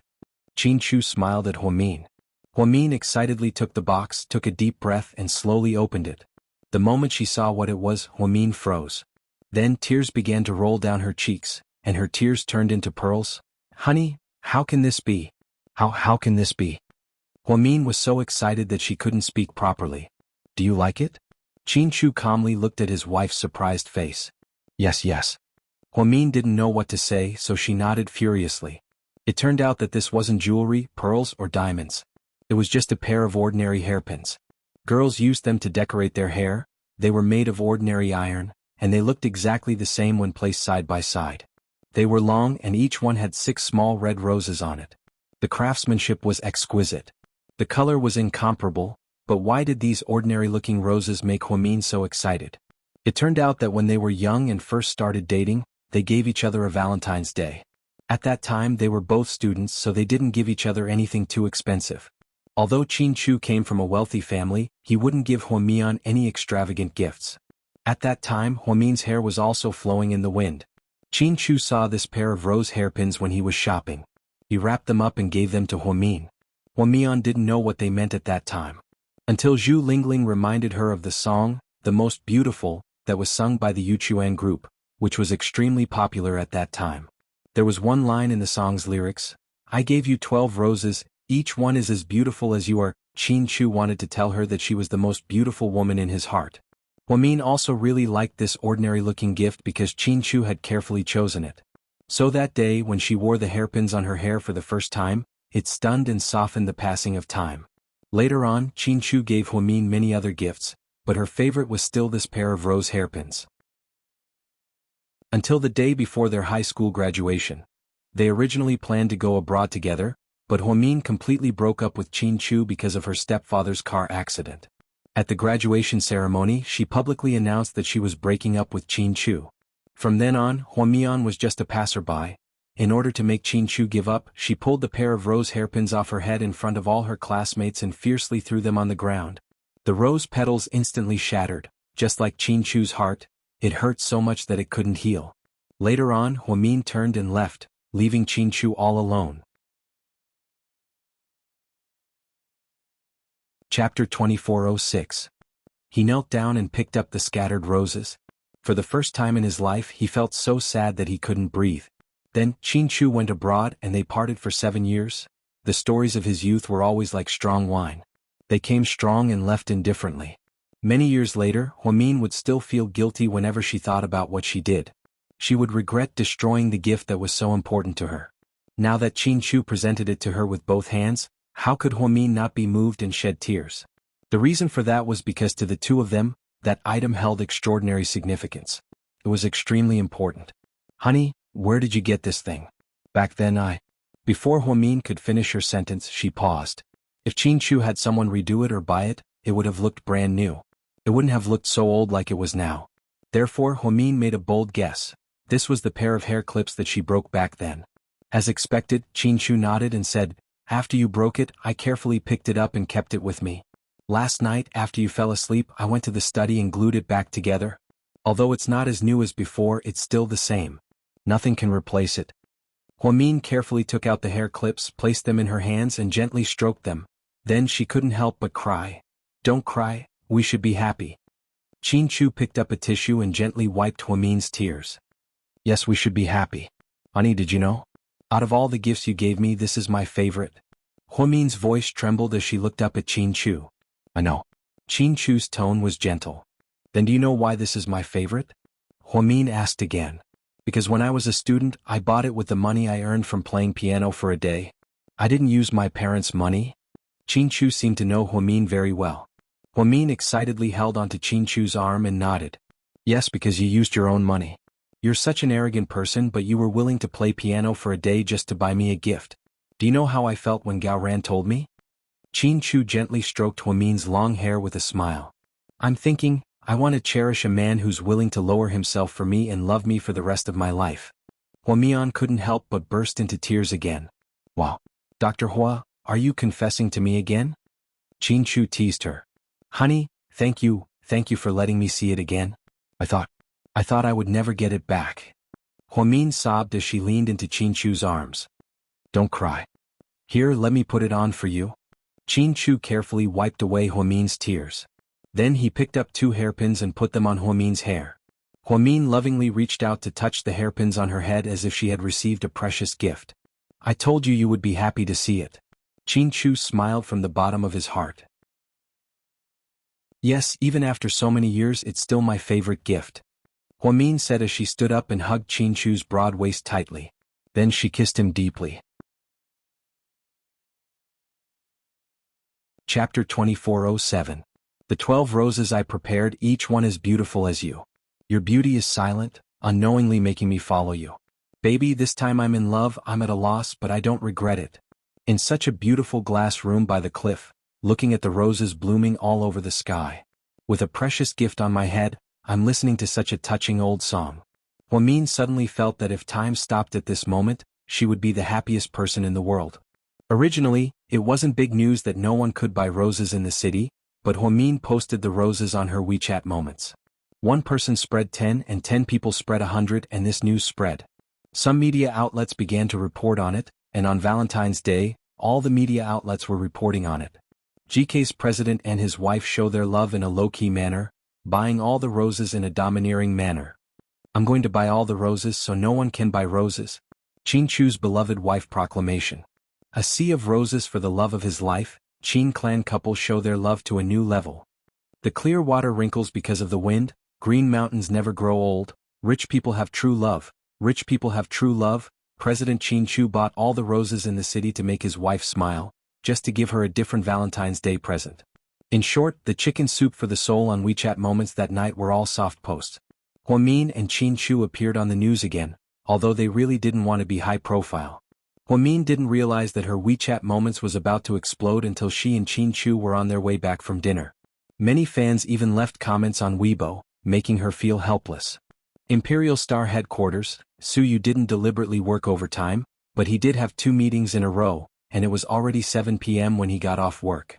Seeing that it was too late, he didn't pick up the twins. After putting a WeChat message, he drove away from the company within Valentine's Day, which was full of single people on the streets, was really uncomfortable for a single person like him. Even at the old mansion, his parents would go out on romantic dates and have candlelight dinners. His friends were also in pairs. He opened his WeChat moments. Wei Liao and Jiang Xiaowei were deeply in love with each other. Gao Ran and Zhu Lingling showed their love for each other. Qin Chu and Huamin were deeply in love with each other. And Ai Yang and Chen Jie showed off their love. Even the unreliable Master Tang, who was previously a playboy, didn't forget to show off his love when he was changing planes. What kind of world was this? President Su, are you in a bad mood? And looked at Suyu with a straight face.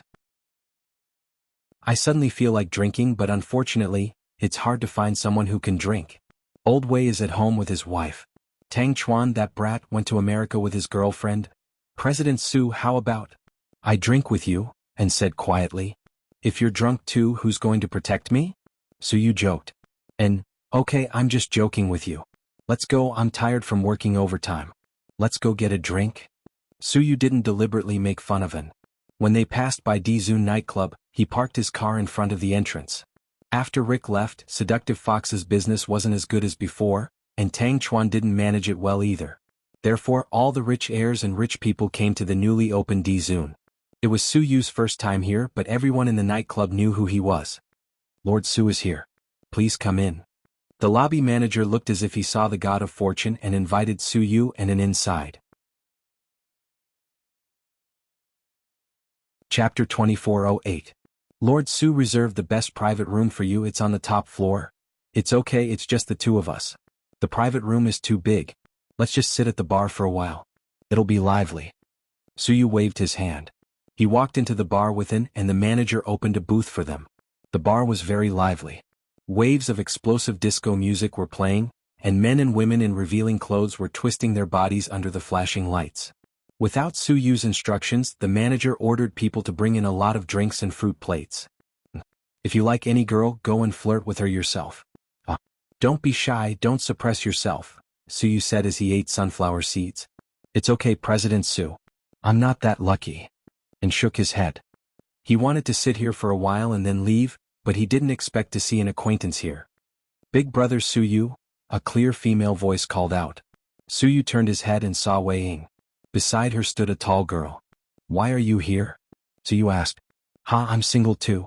I'm here with my friends. Why are you here? Wei Ying had a lot of bad friends and had a lot of fun, but she didn't expect to see Suyu here. After all, he wouldn't easily come to a place with so many people. Oh, nothing, I'm just here to see. Suyu was close to Wei Liao, so he had known Wei Ying since they were young. Wei Ying would also call him Big Brother when they met. Then, can we share a table with you? Wei Ying asked with a smile. Up to you. Su Yu nodded with a bottle of beer in his hand. Wei Ying immediately led the girl to Su Yu's table. Let me introduce you to my good friend, Zhang Wanyu.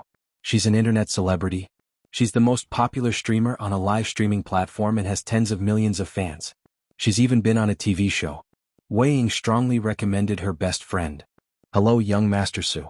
The girl looked gentle and had the standard face of an internet celebrity. She was indeed very good-looking, but she wasn't easily recognizable. She might not be able to recall anything after a glance. Su Yu nodded and didn't say anything. He just looked at the center of the dance floor. Wanyu, haven't you always wanted to achieve enlightenment? My brother, Su Yu, is a media tycoon. Most of the popular actresses were groomed by him. Do you know Nye Xin? She's an actress from Imperial Star, Wei Ying said proudly. I know. Young Master Su has always been the idol of many of us girls. The girl shyly looked at Su Yu and smiled. Big brother Su Yu, is it true that you're with the new star Nye Xin? Wei Ying asked casually. Of course not, Su Yu replied indifferently. Ha, I knew it. If you were really in a relationship, my brother would know. But when I asked him the other day, he said it wasn't. But you've been single for a few years now, right? Haven't you thought about getting a girlfriend or something? Wei Ying purposely looked at her best friend as she asked. The girl also looked at Su Yu expectantly as if she was waiting for his answer. It's good to be single. Women are troublesome sometimes. Su Yu took a sip of beer. Wei Ying and her best friend immediately felt awkward. By the way, big brother Su Yu, do you know why we can't buy any roses in the city today? Wei Ying asked mysteriously. Su Yu's eyes flashed, but he didn't say anything. His hand that was holding the beer moved slightly. Chapter 2409. Before Hua Xiqing could speak, Wei Ying said, I heard that Qin Chu bought out all the roses to give his wife a surprise. Diske, he's so arrogant, as if he's the only rich one. Why does he have to be so ostentatious? Big brother Su Yu is so rich, but I don't see him flaunting his wealth. To be honest, I'm starting to despise them more and more. Sometimes I think they're so hypocritical. Wei Ying didn't like Hua Min because of Hua Yanyan's relationship with Hua Yanyan. However, she ignored Su Yu's feelings for Hua Min. Therefore, she didn't even notice the subtle changes on Su Yu's face when she spoke without thinking. And gave her a few looks, but she didn't see it at all. I heard that she went to a third-rate university. She didn't even study abroad. She's a country bumpkin and she's a doctor. How can she be compared to my sister-in-law? My sister-in-law got her doctorate from overseas. She's a famous psychologist, and even the leaders of the Municipal Public Security Bureau have to be polite to her. Plus, her parents are both famous professors. Hua Min should look at himself in the mirror. How can he show off his love on Valentine's Day? In my opinion, she's going to be a mistress sooner or later. After all, it's taboo for a woman to not have a son after marrying into a rich family. Qin Chu will have another woman sooner or later. When that happens, she'll cry her heart out. Wei Ying had always been vicious with her words, but because they hadn't interacted much before, Su Yu didn't have any conflicts with her. Now she was so arrogant that she insulted Hua Min in front of Su Yu. She had crossed the line with Su Yu. And stared at his boss cautiously and saw that his boss's face was turning green. However, Wei Ying was still talking with relish. And broke out in cold sweat for her. After Wei Ying finished, she looked at Su Yu gleefully. Big brother Su Yu, am I right? Wei Ying was jealous because she heard that Qin Chu bought all the roses because he loved his wife. She was jealous, so she spoke viciously.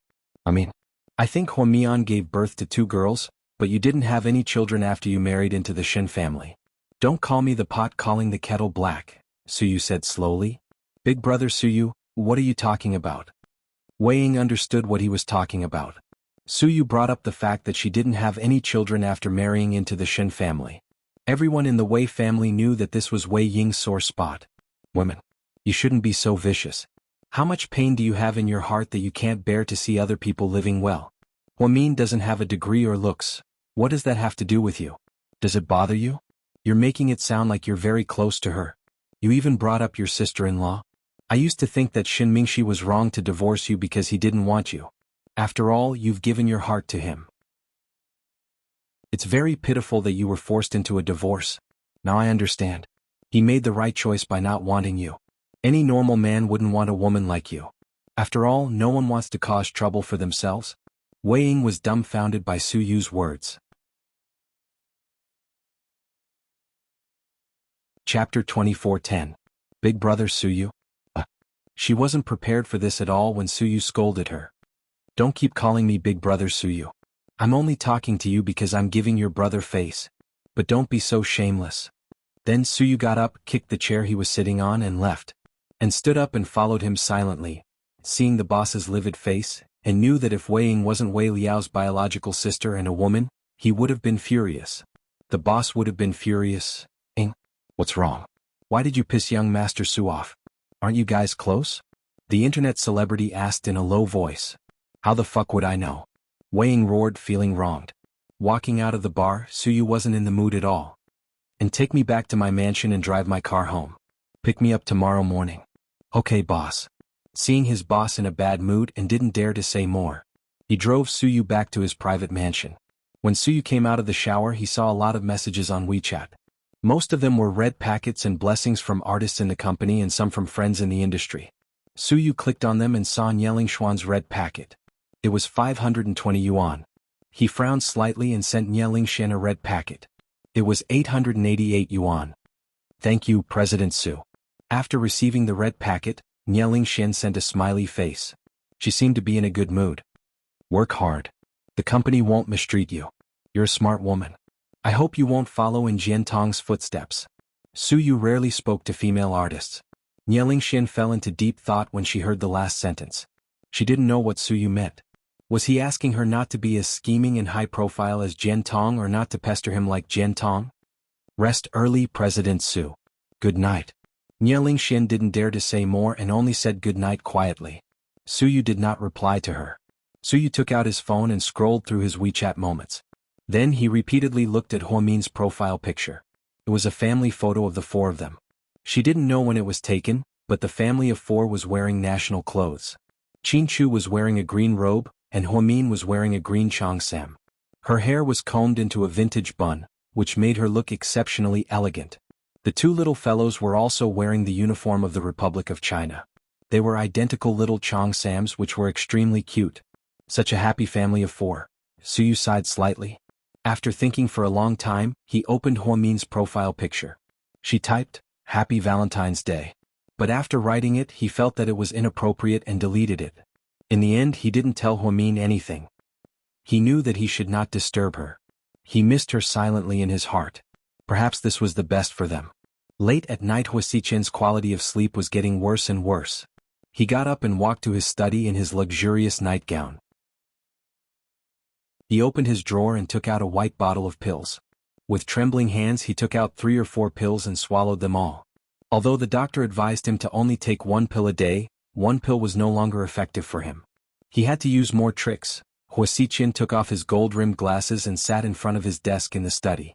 Many things had happened recently, especially Mo Shue's death. It made him feel a little guilty. He even thought about it repeatedly. If he didn't support Mo Shue and didn't let her walk down this path, she wouldn't have ended up like this. Ian gave him a month, and the countdown had already begun. So, what was he supposed to do? Mian. My Mian. Tell me, what should I do? Huosichin looked at Huomin's profile picture and muttered to himself. Chapter 24:11. On Valentine's Day, Huosichin didn't do anything. He didn't text or call Huomin. What's more, he didn't give Huomin any gifts. Boss, don't we need to prepare a Valentine's Day gift for Miss Huomin? Huosichin's henchmen all knew about his obsession with Huomin. It's Valentine's Day today. We're not lovers, so I don't need to prepare a gift for her, Huosichin said casually as he played with 2 walnuts in his hand. Yes. You and Miss Huo are family. Of course, you'll love her more than anyone else, the henchman said flatteringly. However, it was very effective. Huosichin smiled. Yes, we'll be family for life. We'll be together forever. The Huo Corporation had been much more low-key lately. Although the police had investigated and monitored them because of the Xiang family incident and Mo Shue's death, they didn't find anything. However, they didn't find anything. Huosichin had been a law-abiding citizen. When Mo Shue died, he even followed the wishes of her fans and held a grand funeral for her. He even gave the Mo family a large sum of money. People who didn't know better would think that Huosichin had changed his career to become a philanthropist. After Huomin and Qin Chu spent some alone time together, it was already past 9 p.m. when they got home. The twins were still awake and playing with their grandparents in the living room. Little Bean had always been the naughty one. She had been playing with the hoverboard that her daddy bought her and was having a lot of fun. Pudding, on the other hand, was bored after playing with it for a while. Then she leaned on the sofa and played with her phone. Pudding, you can't always play games on your phone. You'll be nearsighted. You'll have to wear glasses. You're so pretty it'll affect your looks. Grandma tried to scare Pudding. Grandma, I'm not playing games. I'm reading some financial advice. It'll help the stock market tomorrow. Also, can we have surgery to correct nearsightedness? The surgery only takes 20 seconds. It's the best in the US. There's no pain or loss. So, you don't have to worry about us, Pudding comforted her grandma with a smile. This child? Old Madame Chin was also helpless. Grandma, you don't have to persuade Pudding. She's the third smartest person in our family. Other than Daddy and Mommy, no one can control her. Little Bean tried to persuade her grandma as she played with the hoverboard. Old and young children, what a lively scene. You two are so smart. No wonder your grandma said that she can't keep up with your thoughts. It seems that our generation is really old. How is this looking at our granddaughter? It's almost like our granddaughter is looking at us. Mrs. Chin laughed. Look at how smart they are. They don't look like they'll be taken advantage of. Let's not worry about them. Our children and grandchildren will take care of themselves. Grandpa looked at the twins lovingly and sighed. Grandpa, to be honest, have you ever thought about having a grandson?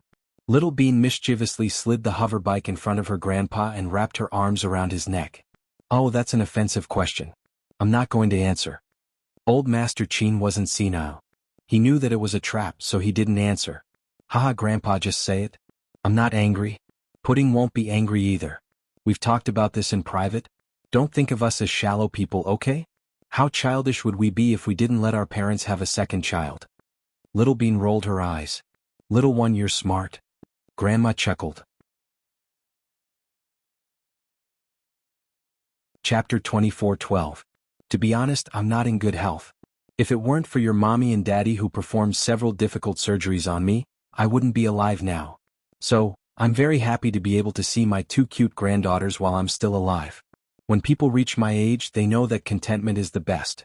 Why would I be so greedy and ask for grandchildren? Old Master Chin said with a smile. His father is right. I think so too. Things are fine now. Your daddy and mommy are under a lot of pressure. They're busy with their own things every day. If they don't want to have children, we won't force them. Plus, we don't value boys over girls anymore. Boys and girls are our children. It's all the same, Grandma explained. Okay. It sounds like you're saying that it's great that they come, but you won't regret it if they don't come, right? Little Bean asked. You can say that. Grandpa smiled and picked up his teacup. I think your wish will come true. After all, Mr. and Mrs. Chin have been so lovey-dovey lately. If this continues, you won't have to worry about a second child. Little Bean said like an adult. Her words made Grandpa and Grandma laugh. Even Pudding, who was always calm, couldn't help but snicker. Little Bean, what are you talking about? Huamin pushed open the door and walked in. Oh no. I got caught red-handed. Little Bean immediately covered her mouth and didn't dare to say anything else. Chin Chu walked over and sat down beside Little Bean. He lovingly patted Little Bean's head and asked, How's the hoverboard? It's very easy, okay? After we got it back, my sister and I finished it in 3 minutes, Little Bean bragged. You took 3 minutes, but I took 45 seconds, okay? Pudding wasn't convinced. Chin Zhao Zhao, please don't embarrass me. After all, we were in the same womb. Little Bean felt very embarrassed. It's okay. I understand. Chin Chu looked at his daughter and smiled. Today's Valentine's Day with someone is so romantic. Where's the sea of flowers? Didn't they move out? Little Bean covered her mouth and snickered. She looked at her mommy and daddy. Huamin deliberately changed the topic. I think it's time for us to talk about Daddy buying a hover car for Galboy. Ahem. Mommy, I'm a little sleepy. I'm going upstairs to take a shower and sleep. Good night. Embarrassed, Little Bean turned around and ran upstairs. Pudding yawned, put away her phone and got up. I'm going to keep an eye on her. Otherwise, she'll fill the bathroom with water again. Good night, Daddy, Mommy. Good night, Grandpa, Grandma. Pudding was relatively calm and had more concerns. After the children went upstairs, Huamin also sat down on the sofa. Mom, today is Valentine's Day. Did Dad give you a present? Huamin asked with a smile. Back then we didn't celebrate any foreign festivals. It's nothing compared to what you have now. Besides, with your father's wooden fish, how would he know how to give me a present? Basically, he'll give you a credit card. He'll tell you to buy whatever you want, Mrs. Chin complained. Chin Chu put his arms around his mother's neck and sighed. So Dad's bossy CEO style was popular back then? What are you talking about? Look at the time. You two have work tomorrow, right? Go to bed early. Mr. Chin was embarrassed and lectured them with a straight face. Did Ning Ning call? Did Uncle Chin tell her that she's going back? Chin Chu suddenly thought of this. Ning Ning didn't call, but your second uncle did. He told me about the wedding, but I didn't know what was going on. Call him tomorrow and ask him what's going on. Chin Chu's father carefully tried to recall what happened. Chapter 24:13. Wedding? So soon? Chin Chu was slightly surprised. It's really soon. Why don't you ask Uncle Chin tomorrow? Min was also shocked. Okay, I'll call Uncle Chin tomorrow. Mom, Dad, you should go to bed early too. We're going upstairs. Then Chin Chu and Min went upstairs to rest. The next morning, after breakfast, the two of them drove to work. Since Ian left, Chin Chu didn't have to keep an eye on Min every day. Min drove his Audi R8 to Southside. After the morning meeting, he went downstairs to his office. Chinjia brought in a bunch of documents. Chief, there are a lot of patients today. I split them into morning and afternoon sessions. Please take a look at them first. Min nodded. Just then there was a knock on the door. Hello, is this Dr. Hua's office? Min heard the familiar voice and looked up to see Hui Yanyan. Yanyan. She was slightly surprised. Chief, I'll go out first. Chinjia saw that Min had a friend, so she left and closed the door. Min got up and pulled a chair for Hui Yanyan. Sit down. I've been looking for you for a long time. It's really hard to find you. If I didn't come, I wouldn't have known that you were promoted to deputy director. Hui Yanyan smiled elegantly. She wore an apricot-colored suit and a luxurious scarf around her neck. She was dressed from head to toe in branded clothes. She looked the same as before, but she wasn't as high profile and her taste had improved. After Hui Yanyan got together with Shen Mingxi, she didn't have many chances to see Min. They never spoke on WeChat and only liked each other from time to time. Yesterday, on Valentine's Day, Min saw her post on WeChat. It seemed like they went hiking, barbecuing, and camping in the suburbs. The relationship between the two of them seemed to be very good. At least she was living a good life now. Vice Director? That's just a title. I'm here as a specialist just like any other doctor. Mian smiled. Then she got up and poured Hui Yanyan a glass of water. I finished all the tea and I didn't have time to buy more. Drink some water first. Okay, thank you. Yanyan, you came looking for me because you missed me, right? Min never thought that Hui Yanyan was here because she missed her. Because if that was the case, they could have just arranged a time to meet on WeChat. They wouldn't have come so abruptly. Hui Yanyan put down the glass in her hand and looked at Min seriously. Mian, since you asked, I'll tell you. I did come here today to discuss something with you. Okay, go ahead.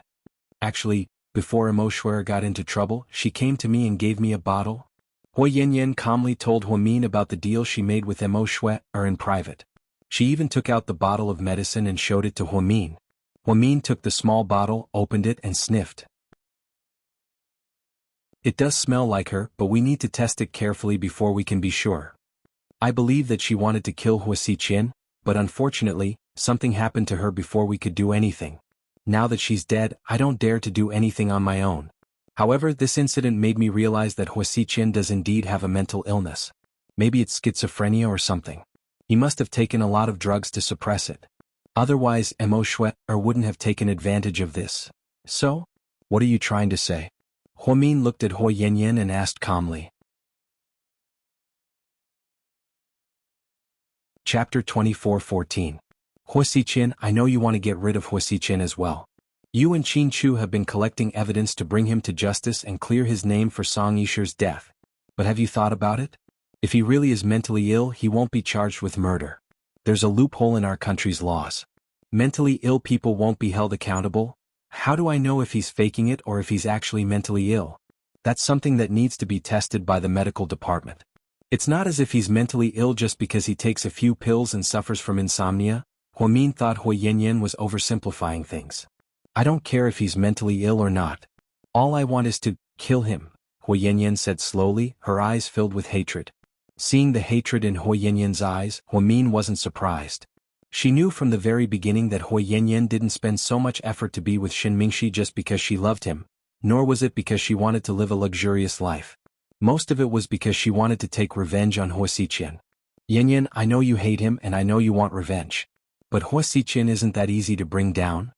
Hua Min knew that Hua Xiqian wasn't that easy to deal with after learning about Ian's relationship with Hua Xiqian. Mian, are you softening up? I know Hua Xiqian has always liked you. All these years, even though he's done a lot of horrible things, he only did them to us. He's always been loyal to you. He's even willing to give you his heart. I heard that he almost died because of you when C kidnapped you. So, you don't have the heart to do anything to him, right? No, that's two different things. No matter how he treats me, the damage he did to us will never be erased. My husband and I were separated for 4 years in a foreign country, and he still has old injuries on his legs. These are all thanks to him. I haven't forgotten. Let's work together then. With your help, we can get rid of him in a matter of minutes. Even if we can't kill him directly, we can make him lose everything. At least we can take back everything that belongs to the Hua family and not lose his heartless adopted son. Although Dad didn't treat him well all these years, he still grew up in the Hua family. How could he hurt Dad? If it weren't for him, Mom, C, and I wouldn't be in this situation today. I hate him to death. Hua Yanyan's eyes were hazy with tears as she spoke. Hua Min knew that she wasn't faking it because she didn't need to in front of Hua Min. Yanyan, I understand what you're thinking. But Hua Xiqian isn't that simple. There's a lot of power behind him. Before you hit a dog, you have to look at its owner first. I don't want to alert him, at least not before I'm confident. My husband has been collecting evidence of his crimes for a long time. There's a lot of evidence, but he's been waiting for the right opportunity. Hua Min couldn't directly tell her everything about Ian. He could only tell Hua Yanyan that Hua Xiqian had a bigger master behind him.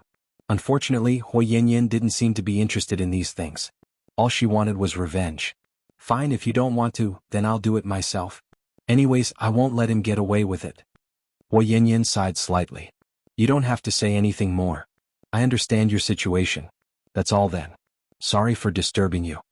Hua Yanyan seemed to be unhappy that Hua Min didn't agree to work with her. When she left, she had a cold expression on her face. Hua Min could only sigh slightly. She had her own problems as well. On the other hand, the twins went out with their grandparents and bodyguards to eat abalone at a high-end restaurant. Unexpectedly, they bumped into Hua Xiqian, who was also hosting a banquet. Wow. My babies, long time no see.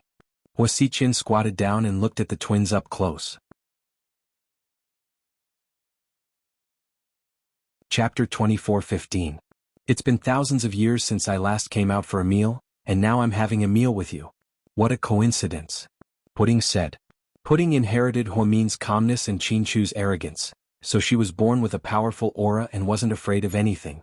Even when she was kidnapped by Hua Min's men, she still knew how to observe her surroundings and persuade the big dumb guy. She was indeed an extraordinary child. It seems like you don't like me that much. Hua Xiqian smiled.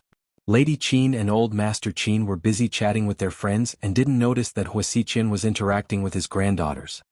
Of course. You know that every time we see you, our hearts are heavier than when we visit a grave. Why are you asking the obvious? Are you an idiot? Little Bean asked him politely. Little Bean, don't you think it's rude to talk to your uncle like that? I'm sorry, I've never had an uncle like you. Don't flatter yourself. Little Bean turned her head away. Little Bean, I thought that after what happened last time, you'd change your opinion of me. After all, we've been through life and death together. We're revolutionary friends. Hua Xiqian tried to get closer to Little Bean. Stop. Don't try to get closer to me. It's not the same, okay? Even if we've been through life and death together 10 times, I still won't change my opinion of you. After all, you're always trying to kidnap my mommy. You're a big bad guy. Little Bean didn't forget to glare at Hua Xiqian. However, Hua Xiqian wasn't angry at all. In fact, he thought that the two sisters were too cute. Ah, I do want to kidnap your mommy. That's because your mommy is too nice. Suyu also wants to kidnap your mommy, but you two are so nice to him. It's not fair. Hua Xiqian was slightly jealous. They were both chasing after Hua Min and Chinchu's love rivals. Why was Suyu treated like a godfather to the twins, but he was their uncle, who had the same surname as Hua Min? Yet he was scolded by the two little fellows as a big bad guy? Wasn't this too unreconciled? Please don't compare yourself to handsome Su, okay? You really don't deserve it. Pudding had deep feelings for Suyu, so she didn't want to compare Hua Xiqian to Suyu. They even felt that it was blasphemy for Suyu to be mentioned at the same time as Suyu. That's right. How can you compare to our handsome Su? First of all, you don't have any love. You're not kind at all. You're so old but you can't find a wife, have parents, and don't have any children. That's right. You'll be alone in the future, and you won't have anyone to take care of you when you're old. Using the words of the fortune teller under the bridge, you're a jinx. Yes, a jinx. Tisk tsk? You're so young but you're already so vicious. You're not like your mommy at all. At least she's gentler than you too. Hua Xiqin continued to laugh. My mommy won't lower herself to your level, okay? Get out of our way. You're so annoying. Little Bean was a bit impatient. She pulled her sister around Hua Xiqin, too lazy to say anything to him. Pudding, Little Bean, follow us. We're going upstairs to the private room. Qin Chu's parents didn't pay attention to Hua Xiqin. They only looked at their granddaughters and then went upstairs. Boss, should we get those 2 kids? This is a good opportunity. They only brought 2 bodyguards and a useless driver. We can definitely get them. Then with the kids in our hands, Miss Hua will listen to you. Hua Xiqin's subordinate understood his boss very well. He tried to come up with a good idea to win his boss's appreciation. Hua Xiqin didn't say anything. He just quietly turned around. Chapter 24:16. Then Hua Xiqin suddenly raised his right hand and slapped the subordinate's face. Immediately he felt a sharp pain. If you dare to say something like that again, I won't forgive you. Hua Xiqin glared at him. Yes, I was wrong. He didn't do a good job of flattering Hua Xiqin, so it was inevitable that he would be slapped. Hua Xiqin turned around and walked out. Another subordinate behind him whispered to that person, Boss loves Miss Hua very much. Of course he loves the 2 children very much. Don't say such things in the future. Boss will fly into a rage. You might not know this, but although Boss really wants Miss Hua, he doesn't want to do anything that will make her sad. He's afraid of hurting their relationship. Okay, I know. After being slapped, the man learned his lesson and didn't dare to say anything else. After Hua Xiqin got into the car, the driver drove off. He sat in the back seat, his showy fingers tapping on the edge of the luxury car, thinking about something. Suddenly he took out his phone and dialed a number. It was the number of Hua Min's office. Because he was in the middle of a house call, he was very busy, and there were patients and family members in the office. Therefore, he didn't have time to look at the caller ID before he picked up the call. Hello, this is the Neurology Department of Southside Recuperation Center. I'm Hua Min, your attending physician. Her voice was very clear and smooth. Mian? He said in a hoarse voice. Hua Min's expression changed slightly, and he immediately recognized Hua Xiqin's voice. Mian? I just saw Pudding and Little Bean, your daughters are really… Hua Xiqin smiled. What do you want? Hua Min heard him say this and his heart was in his throat. I don't want to do anything, I just happened to run into them at dinner and said a few words to them. Pudding is very much like you, she's not afraid in the face of danger, and she's very mature at such a young age. Little Bean is very funny, she talks a lot and her mouth is quite sharp just like you. Hua Xiqin, don't touch my daughters, don't have any ideas about them or I'll kill you. Hua Min lowered his voice and said into the phone. Am I that kind of person to you? What do you think? Hua Min asked coldly.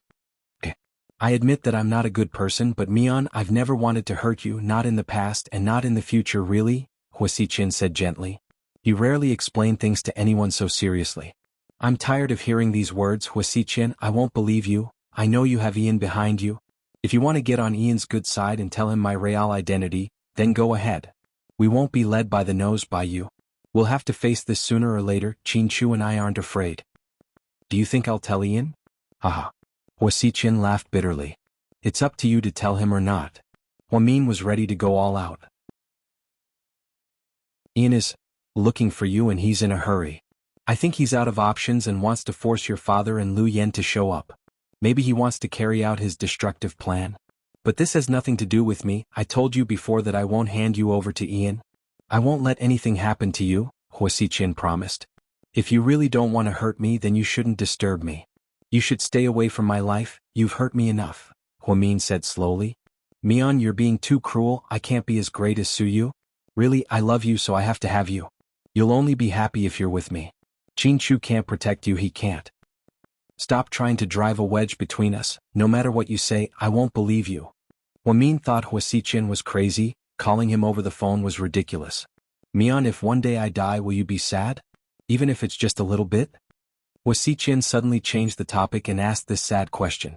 Although they were on the phone, Hua Mian could feel the sadness in his voice. Chapter 24:17. I still have patients here, so I have to go now. Why? Hua Mian didn't answer his question and hung up the phone.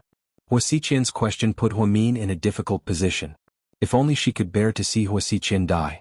When Hua Xi kidnapped them, Hua Xiqin was almost beaten to death by Hua Xi in order to protect her. He was seriously injured for so long and had to stay in the hospital for so long, but he didn't complain. To be honest, when she saw Hua Xiqin bleed non-stop, she was really close to dying. Hua Min couldn't bear to see Hua Xiqin die, but Hua Xiqin's question was something that Hua Min couldn't answer. If she said she was sad, she would give him a little hope. He would think that Hua Min still had feelings for her, and then he would fall deeper and deeper. She was never someone who liked to give others hope. This was reflected in Suyu. If she said she wasn't sad, it would really hurt her. No matter how bad Hua Xiqin was, he still protected her with his life. Hua Min still couldn't bear to see her like this. Perhaps after becoming a mother, she was no longer as decisive and resolute as she was before. Dr. Hua, do I need to take any medicine? The patient asked anxiously. No. If it's not serious, I usually don't advise my patients to take medicine. After all, there are a lot of ingredients in this medicine that can stimulate the brain. Your current condition is only mild.